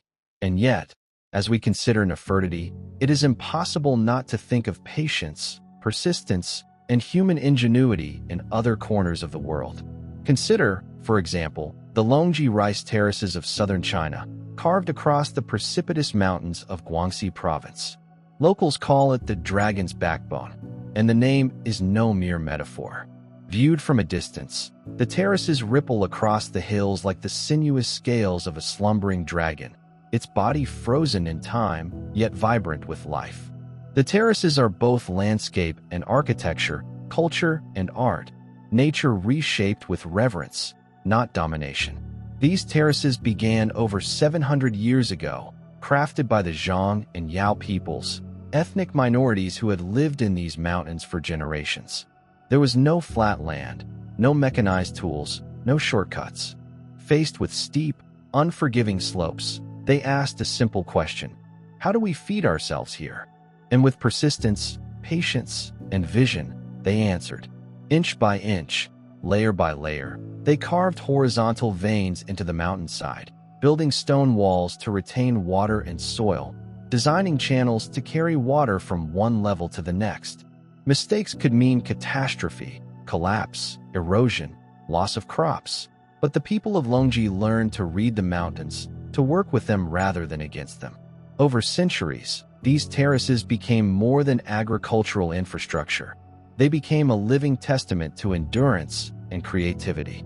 Water flows gently along each tier, seedlings sway in the breeze, and at dawn the mist drapes the terraces like the breath of the dragon itself.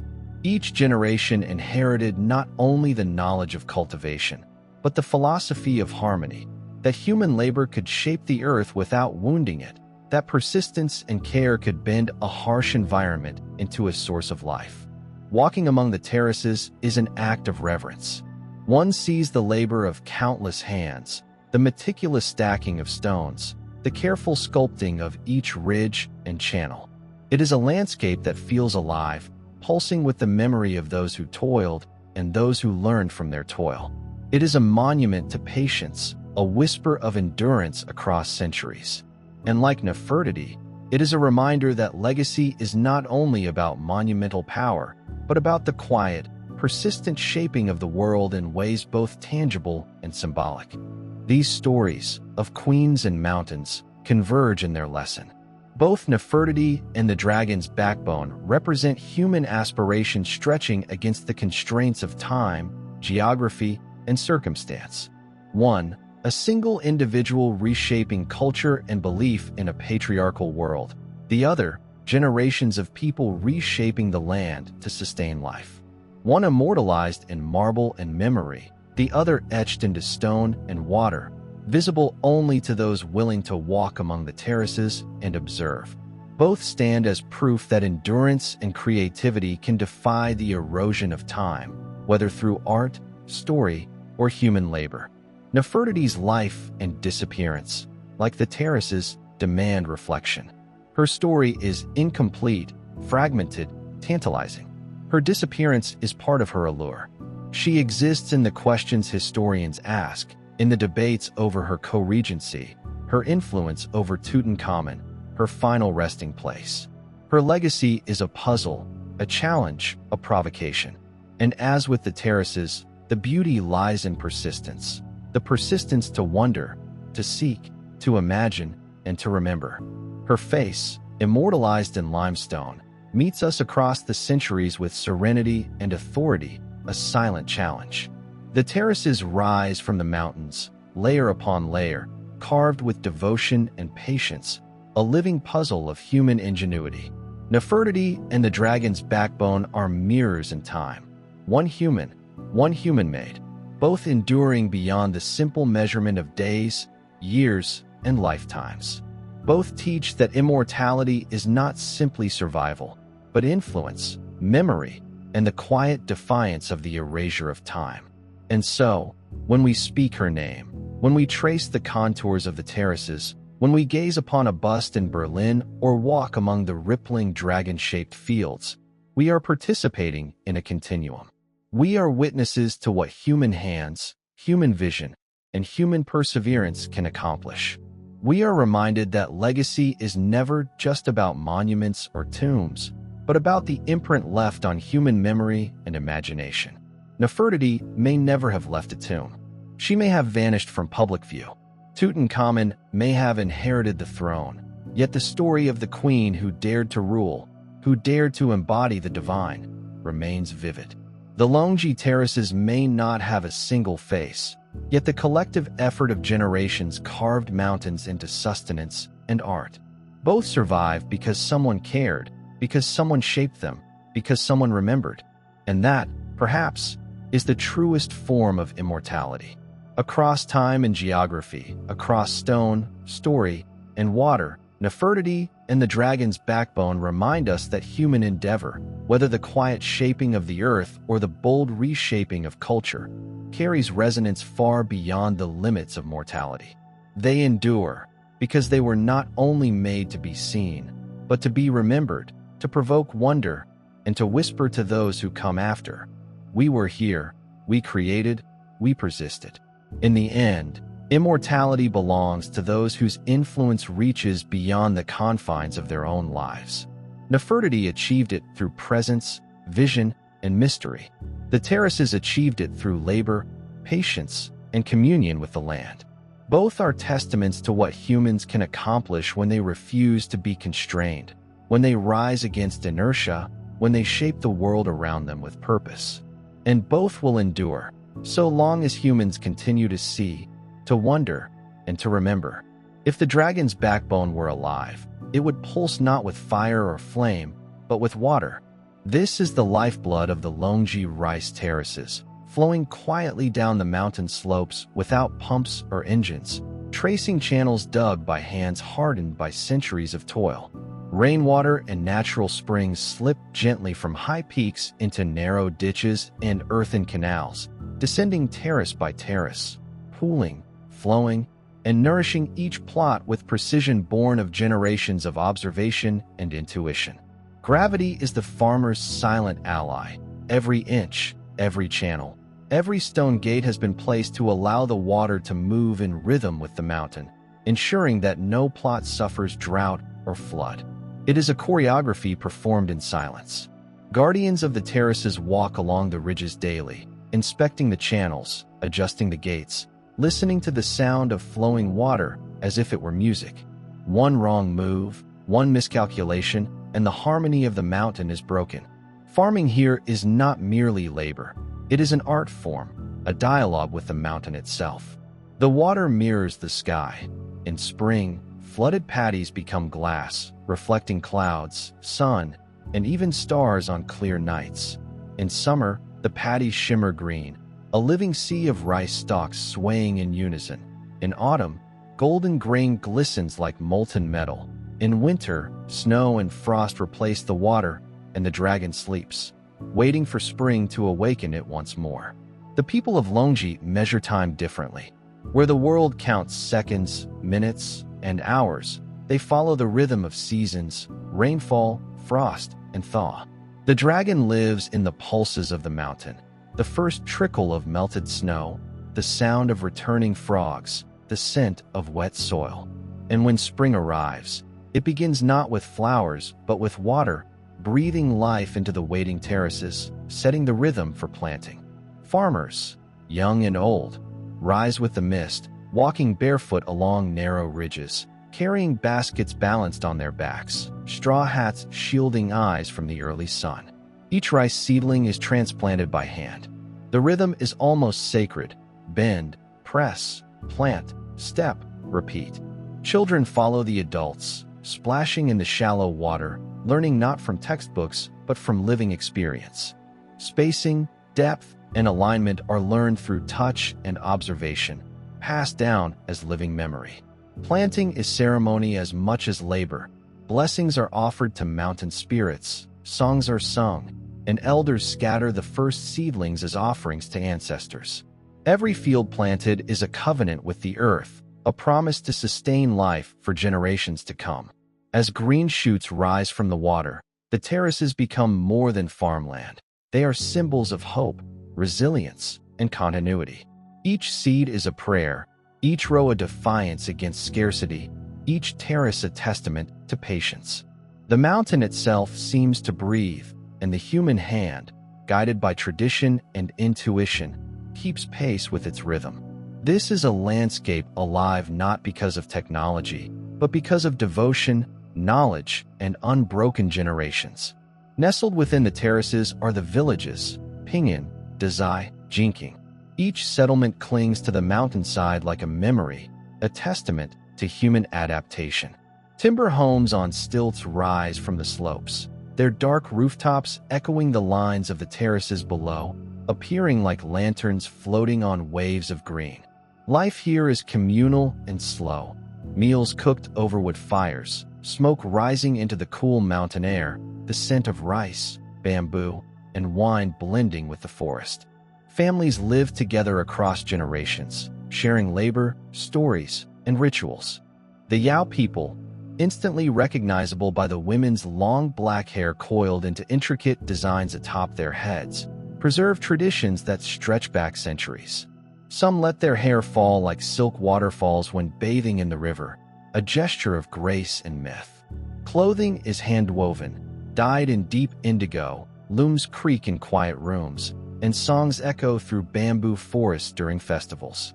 Music is played on bronze drums, red pipes, and bamboo flutes. Weddings are celebrated with ritual dances, and harvests are welcomed with song. Hospitality is instinctive, not transactional. Guests are offered tea brewed from local leaves, rice wine, carved gourds, and the stories of elders who remember life before electricity reached these peaks. Every aspect of life here is entwined with history and spirituality. The terraces are not merely agricultural constructs. They are living museums, classrooms, and temples. Their existence is a testament to patience, observation, and a deep understanding of the environment. No machine, no shortcut, no modern convenience could replicate the elegance of these mountains. Each curve, each canal, each terrace is the imprint of human ingenuity harmonizing with nature. Over centuries, the terraces have survived floods, landslides, and the encroachment of modernity. They endure because the people of Longji maintain not only the land but the traditions that shape it. Children learn from elders not only how to plant and harvest, but how to observe, listen, and anticipate the mountain's moods. Every drop of water, every stone gate, every ridge tells a story of centuries of labor, patience, and respect. Walking through these terraces is a meditation. The mind slows, attuned to the rhythm of water and wind. The terraces ripple like a living organism, every layer connected, every movement purposeful. Visitors describe the experience as surreal. The mountain becomes a mirror, reflecting sky and earth in perfect harmony, a landscape where humans and nature coexist seamlessly. It is both work and worship, labor and art. Even the flow of water is carefully orchestrated. Channels capture snowmelt and rainfall, guiding it terrace by terrace. Overflow is managed, leakage corrected, timing adjusted by hands that have learned the mountain's language over decades. The water is a silent teacher, a pulse of life, a reminder that control here is subtle, adaptive, and respectful. The farmer's role is both guardian and musician, orchestrating harmony between land and life. Through spring, summer, autumn, and winter, the terraces evolve, reflecting both season and labor. In spring, mirrored paddies shimmer like jade. In summer, a vibrant green waves across the mountains. In autumn, gold dominates. In winter, frost and snow rest in silence. Each cycle is a continuation of centuries of knowledge, passed down, preserved, and adapted with patience. Life is measured not in days or years, but in water, soil, and sunlight. The terraces are also a story of endurance. The mountains could have been abandoned, the slopes too steep, the work too laborious. Yet human determination prevailed. Generations of Zhang and Yao people molded the mountains into a living, breathing organism. In doing so, they created not just sustenance, but beauty, culture, and identity. Their efforts transcend agriculture. They created a monument to patience, skill, and harmony with the land. In the villages, culture thrives alongside labor. Music, dance, ritual, and community persist. Children learn from adults, not from books, but by living in rhythm with the terraces, the seasons, and the mountain itself. Each family, each home, each village contributes to the survival of a tradition that stretches back centuries. Here, modernity and ancient practice coexist, not as opposing forces, but as layers of continuity. Walking the dragon's backbone is to walk through history. Each terrace is a testament to human ingenuity, resilience, and patience. Every reflection in the paddies, every ripple in the water, every green shoot is a reminder that progress need not be violent or destructive, that human life and natural life can exist in harmony. The terraces are a conversation across generations, a dialogue between human hands and mountain stone. And so, as the sun rises over the dragon's backbone, spilling golden light across mirrored waters, the mountain breathes. Farmers step into the paddies, hands in mud, hearts in the sky. The dragon wakes, patient and eternal. Seeds are planted, water flows, Life continues, measured not in minutes or machines, but in devotion, persistence, and memory. Here, the future is cultivated one seed at a time, in the rhythm of seasons, the whisper of water, and the quiet pulse of human endurance. In Longji, the terraces are more than rice fields. They are a living testament to the artistry, patience, and resilience of generations who worked not to conquer the mountain, but to collaborate with it. They remind us that great achievements are not always monuments in stone or victories on battlefields. Sometimes they are subtle, layered, patient, and deeply human. Each terrace, each channel, each reflection in the water is a story told without words, a story of survival, harmony, and the enduring spirit of people who understand the pulse of the land. To walk among the terraces is to witness time itself made tangible. Centuries fold into each layer of earth, each canal, each rice stalk. Tradition endures because it has been nurtured with care, because it has been measured against the patience of mountains and the flow of water. In every flooded paddy, in every green stalk, in every village perched on the mountain ridge, the dragon's backbone continues to breathe.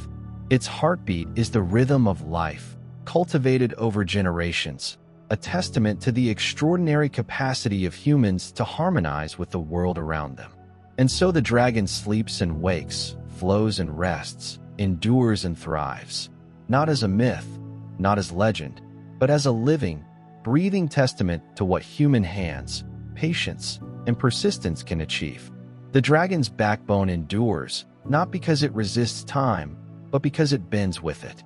The terraces rise and fall like the sinews of a sleeping giant, coiled across the mountains, a testament to patience carved by generations of human hands. Water flows through its veins, descending terrace by terrace, pooling, trickling, nourishing. It does so with quiet precision, requiring no engines, no pumps, no modern intervention. Only trust, intuition, and intimate knowledge passed down from elders to children. The dragon does not rush. Neither do the people who guard it. They know the pulse of the mountains, the rhythm of the rain, the whispers of the mist. They understand that to survive here is to live in harmony with the land.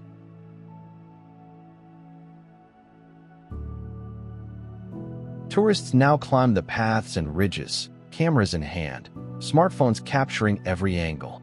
Yet the terraces and the villagers who tend them continue largely undisturbed. Rice still grows. Rituals mark the seasons. Offerings are made. Songs are sung. Blessings are whispered into the wind. Modernity arrives slowly, gently, like water spilling from one terrace to the next. Nothing is forced. Nothing breaks. Life flows as it always has, measured in drops and seasons, in soil and water, in the quiet persistence of people who understand that the mountain is more than land. It is living history. Walking these terraces is to step into layers of myth. The hills themselves are alive, humming with stories whispered through bamboo groves, carried on the wind, murmured from generation to generation. For the people of Longji, the mountains are sacred. They are inhabited by spirits, shaped by gods, honored in every planting, every harvest, every moment of labor. Among the oldest tales is that of the sleeping dragon. Its body stretches across the ridges, its spine coiled in the terraces themselves. When mist rolls down from the valleys, shrouding paddies in white, it is said that the dragon stirs, breathing gently in slumber, its scales rising and falling with every inhalation. Another legend tells of divine generosity. During a time of famine, ancestors climbed the steep mountains to pray for survival. The heavens answered, sending rain and instructing them to carve the hills into terraces so rice could grow. Guided by the dragon, they worked inch by inch, season by season, hand by hand, and ever since, the mountain has been honored with reverence. Trees are never cut without prayer. Channels are never dug without song. The land is treated as a living being. These beliefs are not written in books, but preserved in ritual, in ceremony, in the rhythm of work that binds the present to countless generations past. Water carries life, but also sacredness. Each spring, offerings are made before releasing the first stream into the terraces. A few drops of rice wine, a whispered prayer, gestures so small they seem ordinary, yet they anchor the people to their history, to their culture, to the mountain itself. Whether or not one believes in dragons or spirits, the air is thick with reverence. The terraces are a dialogue, a covenant between humans and nature, and the silence of the mountains holds a power no machine or map can capture. For centuries, the dragon's backbone remained a secret, hidden in the clouds, known only to those who called it home. Its remoteness preserved it, as did the generations of farmers who walked its ridges, measured its slopes, learned its moods. But nothing sacred can remain untouched forever. Roads climbed the mountains, wires followed, and the world arrived. Cameras, tourists, and smartphones now track every inch of the terraces. The mountains, weathered and ancient, faced a question they had never been asked. How do you survive the modern world? At first, the villagers feared. They worried the terraces might be sold to developers, that concrete would replace timber, that culture would be reduced to costume. But the people of Longji endured. They adapted, not by abandoning tradition, but by weaving the present into it, thread by careful thread. Homes became ghost houses, not resorts, but family stays, where visitors eat meals of freshly harvested rice, steamed in bamboo, or greens picked that morning. They sleep in stilt houses that rise from the slope, roosters announcing sunrise, with smoke curling into the mountain air. It is not tourism staged for display. It is life, lived honestly, alongside the cycles of planting and harvest. The rice continues to grow. Each season, villagers flood the terraces, plant by hand, harvest with sickles worn smooth by generations. Children attend school, yet by dusk they wade into water, learning the rhythm of planting, the spacing of seedlings, the way the soil yields beneath gentle hands. Modernity has arrived, but it has not replaced life here. It has augmented it, provided income while leaving tradition intact. The terraces are a place where two worlds coexist, balanced like the levels of water descending from terrace to terrace. Festivals are louder than they were centuries ago. Microphones amplify voices where drums once did.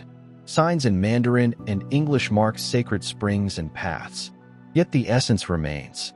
Offerings are still made. Elders still lead songs.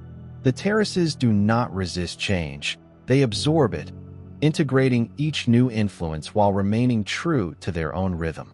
The dragon's backbone survives not because it is frozen in time, but because it bends with it. It breathes, adjusts, and continues. Time here is cyclical, measured not in hours or minutes, but in growth and harvest, in water and seed, in reflection and ripples.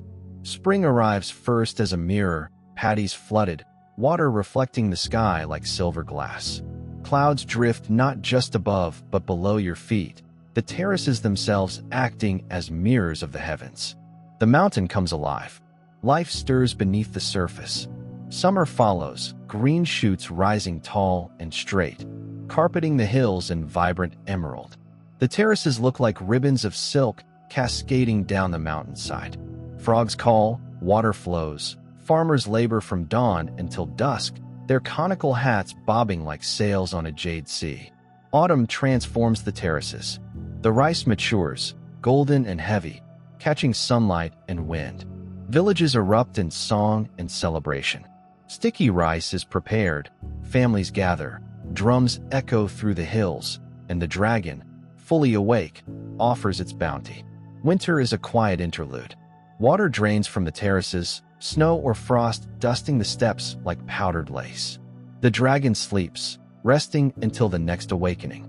Each season writes a different poem, an ongoing narrative of life, labor, and harmony. The beauty of Longji lies not only in its shape, but in its cycles. Spring reflects, summer grows, autumn feeds, winter rests. Photographers chase the light, hoping to capture eternity, yet the terraces do not pause. They flow, they breathe, they teach. The dragon's backbone is more than rice, more than terraces, more than engineering. It is a living meditation, a promise renewed with each season. It is the story of humans choosing to live with the land, not against it.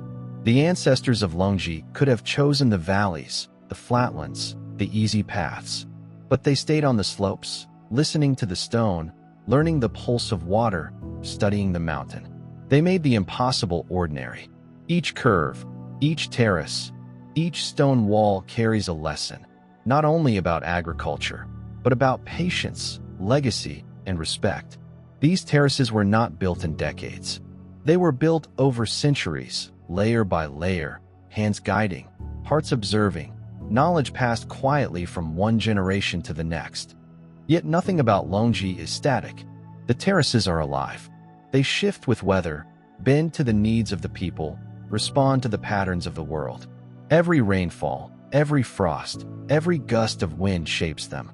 The terraces are resilient because they are flexible, because they grow with time rather than resisting it.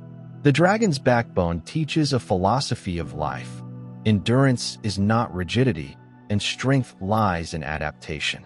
The villages remain small museums of culture and community.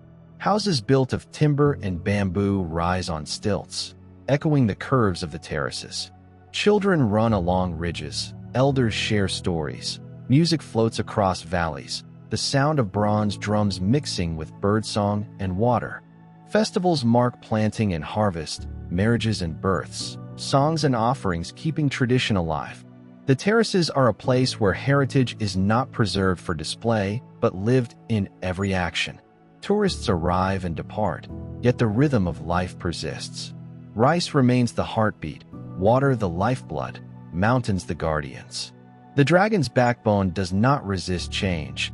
It absorbs, integrates, and continues. The terraces endure because humans have chosen to coexist with the land, to respect its shape, its flow, and its secrets. Standing among them for a full year, one witnesses not just the beauty but the rhythm of time itself. Spring mirrored in flooded paddies, summer rising in green waves, autumn glowing in gold, winter silent and frosted. The terraces teach patience, humility, and reverence. They are a living story, etched not in books but in soil, water, and stone. They are a testament to what humans can achieve when they listen, observe, and work with the world rather than against it. The dragon breathes. The water moves. The rice grows.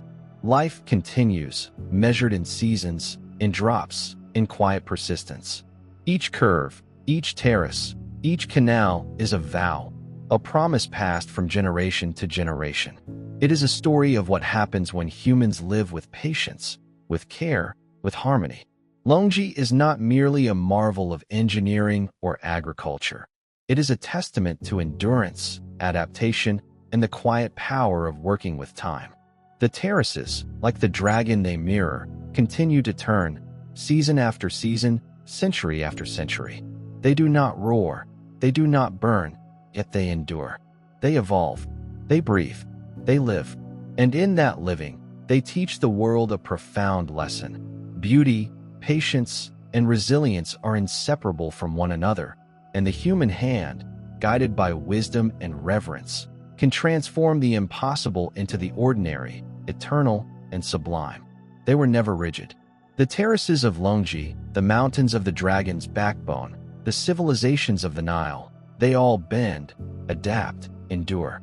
Even now, as the modern world climbs the hills with its signals and screens, the terraces remain grounded. They change, they shift, but they do not vanish, because their roots are not merely in soil.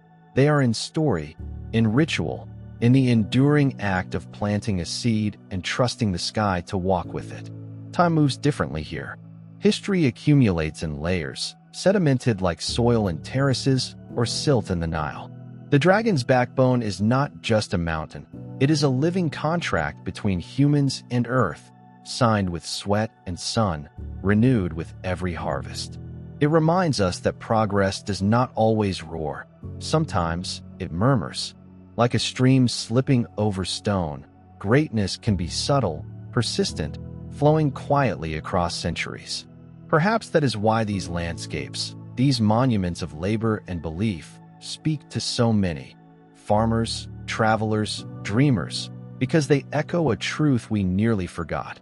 The most lasting things in the world are built not with force, but with rhythm, humility, and time. The dragon sleeps, and the people endure, and the mountains remember. And yet, elsewhere, beneath another sun, another civilization, the sands and currents of time hide secrets that stir quietly, unseen.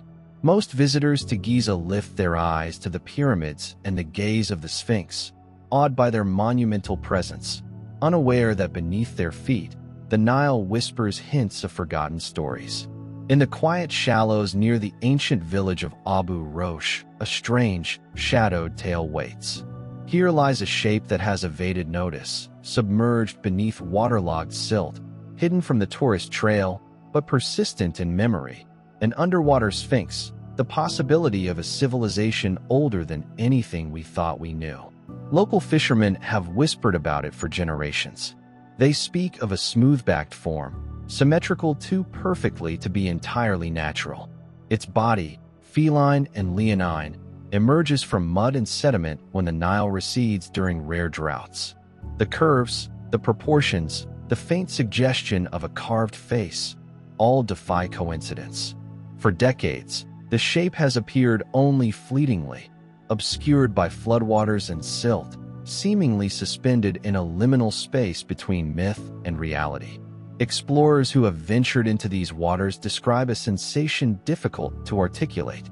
The land itself feels charged, resonant, as if memory clings to stone beneath mud.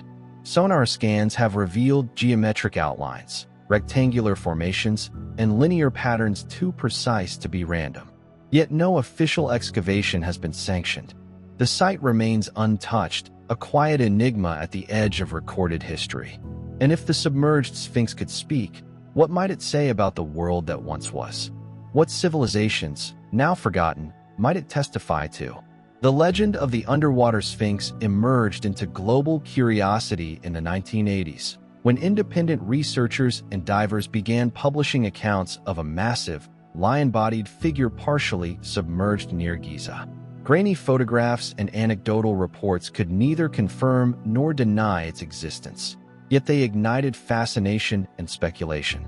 Among the early proponents was an amateur Egyptologist who claimed to have witnessed the figure during a brief drought window. He described symmetry, leg forms, even what seemed to be a deliberate facial structure. To suggest that such a monument exists, hidden for millennia beneath silt, is to challenge the established narrative of Egyptian history.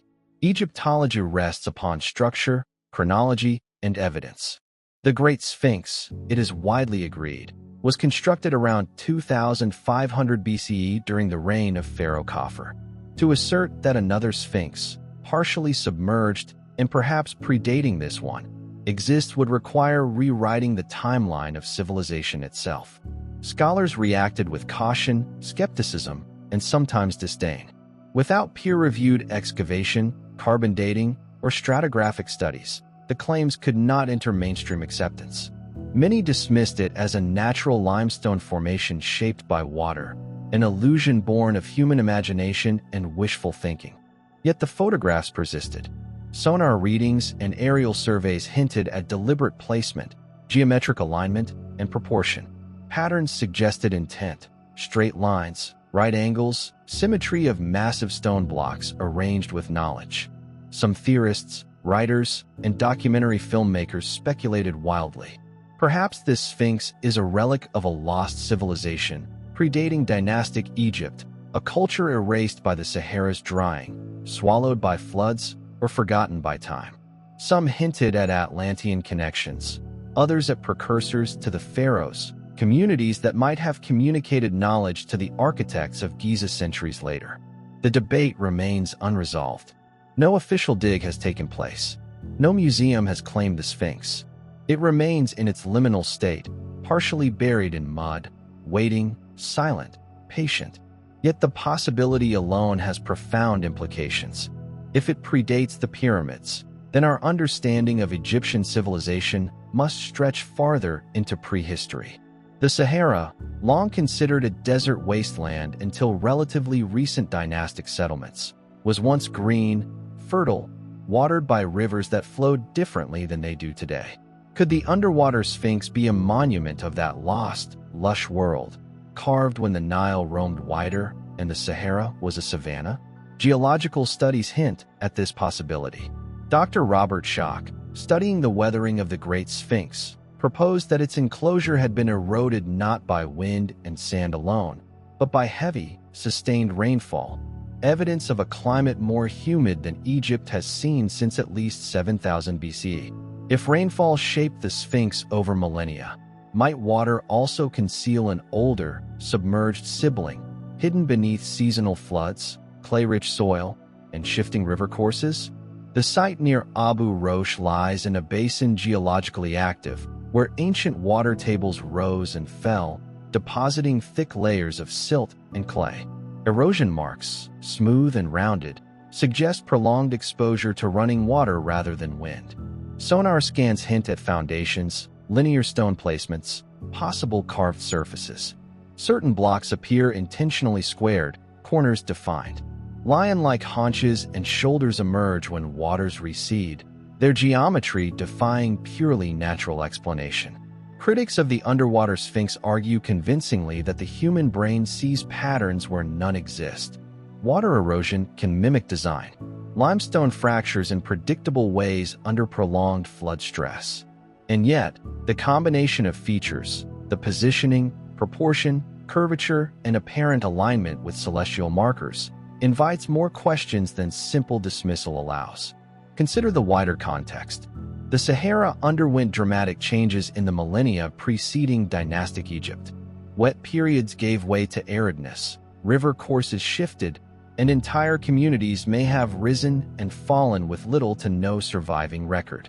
If a pre-dynastic culture carved the underwater Sphinx, it could represent evidence of human civilization older than any textual record in Egypt, predating papyrus, hieroglyphs, and monumental stonework as we currently understand it. Evidence of such an advanced society, lost to climate and catastrophe, would be revolutionary. Comparisons are drawn with other prehistoric sites around the world. Göbekli Tepe, built around 9600 BCE by hunter-gatherers in what is now Turkey, features megalithic pillars carved with animals, predating Stonehenge by millennia. Could the underwater Sphinx be Egypt's equivalent? Could its creators have left no written record, their culture obliterated by time and the shifting Nile, yet their monumental intent preserved beneath layers of sediment and water? If so, stone remembers what humans forget. The underwater Sphinx, half buried, tells a quiet story of floods, of rainfall, of shifting civilizations, of knowledge now hidden beneath layers of mud. Its grooves and curves are records of labor, geometry, and intention. Its location near seasonal floodplains hints at ritual, placement, or reverence tied to water cycles long before dynasties. The artifact, if it is one, speaks not only of artistry but of observation, of understanding hydrology, erosion, and the land. This figure has persisted in obscurity for millennia, a monument waiting for recognition, its message buried in silence. The possibility of its existence challenges assumptions, sparks inquiry, and inspires awe. If confirmed, it could redefine the origins of monumental architecture, the timeline of civilization in the Nile Valley, and our understanding of human ingenuity. It stands as a reminder. The past is never fully known, and the earth often keeps its secrets carefully, revealing them only to those willing to look, to measure, to question. Time flows like the Nile, and so too do questions of history. The underwater Sphinx, whether natural or human-made, acts as a bridge between what we know and what we imagine. It reminds us of a world before dynasties, before papyrus, before recorded memory, when humans carved, prayed, and worked with water and stone, leaving traces of themselves for thousands of years. In its quiet submersion, it teaches patience, observation, humility.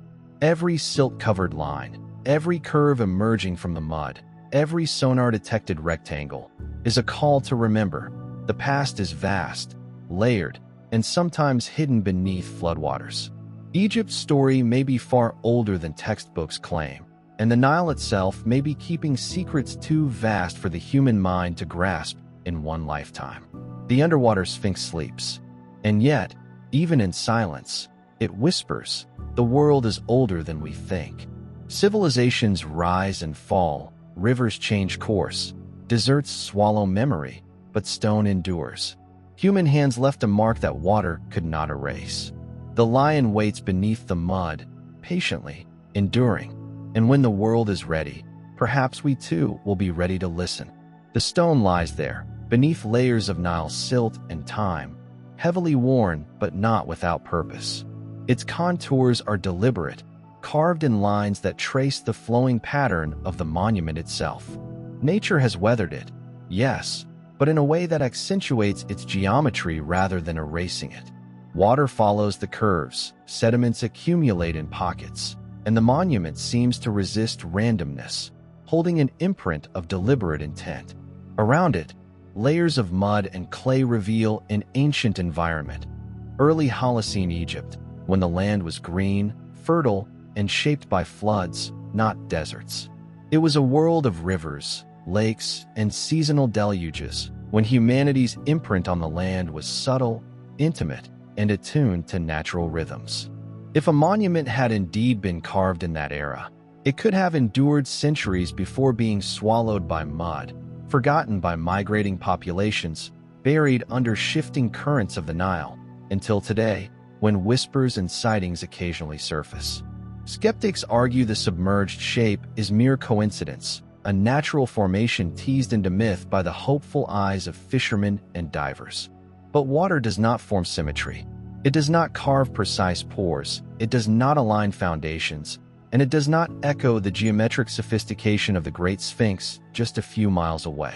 The deeper the examination, the more urgent the question becomes.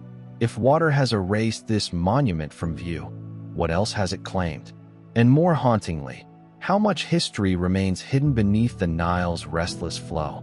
Why has the underwater Sphinx never been fully excavated? The answer lies partly in institutional caution, partly in the nature of the Nile itself. Egypt's archaeological authorities guard their heritage with rigid protocols. Any dig requires permits, funding, international oversight, and above all, a mountain of undeniable evidence. To rewrite history, to challenge the foundational narrative of Egypt, is an undertaking the state approaches with extreme care. Excavation near Abu Rosh is further complicated by geography. The site floods seasonally, the soil is saturated, and centuries of sediment exert pressure on what may lie beneath.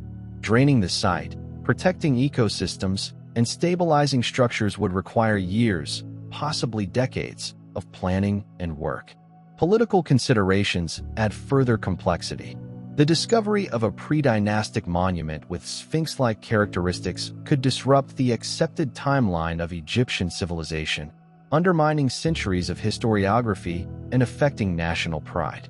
The Ministry of Antiquities prefers discoveries that reinforce Egypt's grandeur, monuments that celebrate continuity rather than challenge chronology. Some whisper that preliminary surveys may have been conducted quietly, behind closed doors, but nothing has emerged publicly, leaving independent researchers and enthusiasts to speculate. And so the monument sleeps, buried beneath layers of mud, sediment, and skepticism. It is an irony of immense scale. In a country that treasures antiquity, one of its greatest mysteries may lie hidden, overlooked, untouched, even while billions of tourists flock to the familiar pyramids. Yet even in its obscurity, the Sphinx, real or imagined, exerts power. To the ancient Egyptians, the Sphinx was more than stone. It was a guardian, a god, a fusion of strength and wisdom.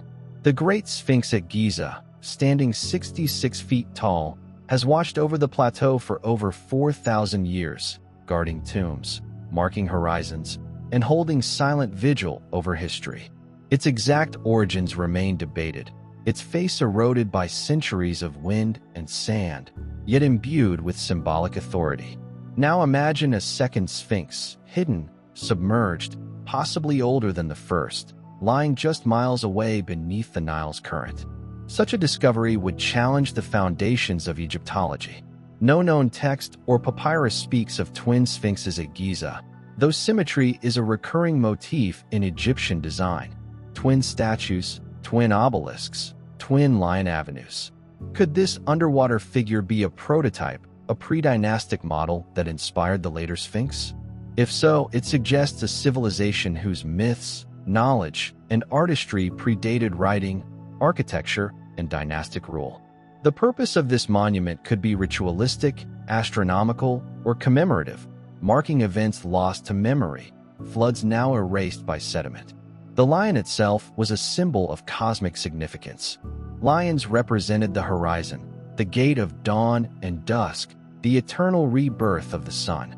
A sphinx facing east immortalized that daily miracle, freezing the sacred act in stone. If this submerged sphinx predated the pyramids, it may have observed cycles of the Nile long before dynasties rose, a sentinel of lost worlds, quietly witnessing humanity's earliest attempts to measure time, understand the cosmos, and connect with the divine. Its silence is deliberate, almost sacred. The debate around the underwater sphinx has deepened over decades. On one side stands traditional Egyptology, cautious, structured, reliant on evidence, peer review, stratigraphy, and inscriptions. Their approach prioritizes certainty over speculation. A mistaken identification could erode public trust and mislead scholarship. On the other side exists a growing community of independent researchers, engineers, geologists, and fringe historians who see patterns, alignments, and anomalies that demand attention. Satellite imagery reveals symmetry, light scans hint at rectangular foundations, and erosion patterns seem sculpted by design rather than chance. Some suggest political motives explain the silence. Tourism revenues flow through well-known monuments. The public might react unpredictably to a discovery that disrupts established narratives. But regardless of motive, the underwater sphinx has captured imagination worldwide. Books, documentaries, podcasts, and conferences now explore its mystery, elevating it from local folklore to global curiosity. Even without excavation, its emotional weight is undeniable. It evokes questions about the fragility of civilization, the impermanence of human achievement, and the selective nature of historical memory. The past is not static. Cities fall, languages die, cultures vanish, and rivers shift. Stone can endure, but it is not invincible. A monument buried beneath water and silt is both a cautionary tale and a testament to human ambition. If the underwater sphinx exists, it speaks to a pre-dynastic culture intimately connected with its environment. These people may have observed the stars with precision, mapped the Nile's rhythms, and inscribed meaning into stone long before papyrus and hieroglyphs became tools of memory. The Sphinx could mark floods, celestial events, or spiritual practices, knowledge now lost to history. In this sense, the monument is more than a relic. It is a bridge to a consciousness older than written records, a fragment of human thought preserved in stone and water. The Holocene layers surrounding the site support this theory. Sediment dating shows repeated flooding, heavy rainfall, and dynamic river courses. Geological surveys note deep, rounded grooves in the limestone that resemble rainfall erosion, not wind. The patterns parallel similar weathering observed in the Great Sphinx enclosure, suggesting a climate vastly different from today's arid desert.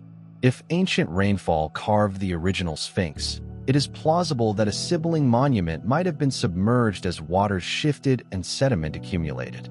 Yet, even in the absence of confirmation, the underwater Sphinx has value. It challenges assumptions, compels curiosity, and forces a reevaluation of how humans perceive history. It confronts us with uncomfortable questions. How much do we assume we know? How much lies beneath the surface, hidden by sediment, bureaucracy, or oversight? What else remains buried, waiting for rediscovery? The Sphinx has always been a mirror, reflecting human ambition and our fascination with permanence. The submerged figure does the same, but in reverse. It reflects our ignorance, the limits of certainty, and the necessity of imagination. It is a monument not only to a lost culture, but to the human drive to explore, to question, and to seek meaning where none seems apparent. Its silence is its power. It does not need validation to assert influence. It exists as possibility, a shadow of potential knowledge, a testament to the endurance of mystery. Across centuries, Egypt has been a land of revelation and concealment. The pyramids, temples, tombs, and cities preserve stories written in stone. But the river still flows, mud still accumulates, and time still buries and erodes. The underwater Sphinx, whether a natural formation or an extraordinary relic, embodies this process. It reminds us that history is not fully written, that understanding is provisional, and that the earth holds secrets no algorithm or textbook can fully explain. Perhaps one day, water will recede. Perhaps radar and satellite technology will reveal the full form of the monument, face and body exposed to sunlight. Perhaps excavation, political will, and scientific curiosity will converge to bring the Sphinx into human knowledge.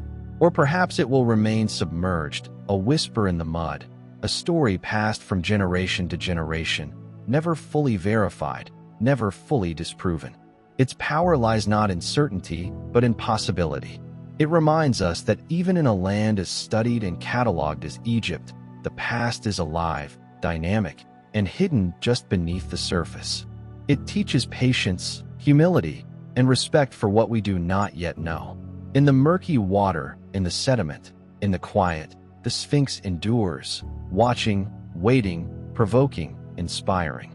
And in its endurance, it speaks a deeper truth. The past is not a set of static monuments to be cataloged and explained. It is living, layered, and often submerged. The underwater Sphinx challenges us to look, to wonder, to imagine. It reminds us that history is as much about questions as answers, as much about curiosity as certainty, as much about the mysteries we carry with us as the facts we claim to know. Stone, water, sediment, time. These are the mediums of memory. And somewhere beneath the mud of the Nile, a lion waits, silently, timelessly, reminding us that the past is vast, enigmatic, and never fully known. It breathes beneath the silt. It waits beneath the currents. And as long as it remains, whether carved by human hands or shaped by nature's artistry, it holds its greatest gift, the power to make us wonder. Breathes and waits.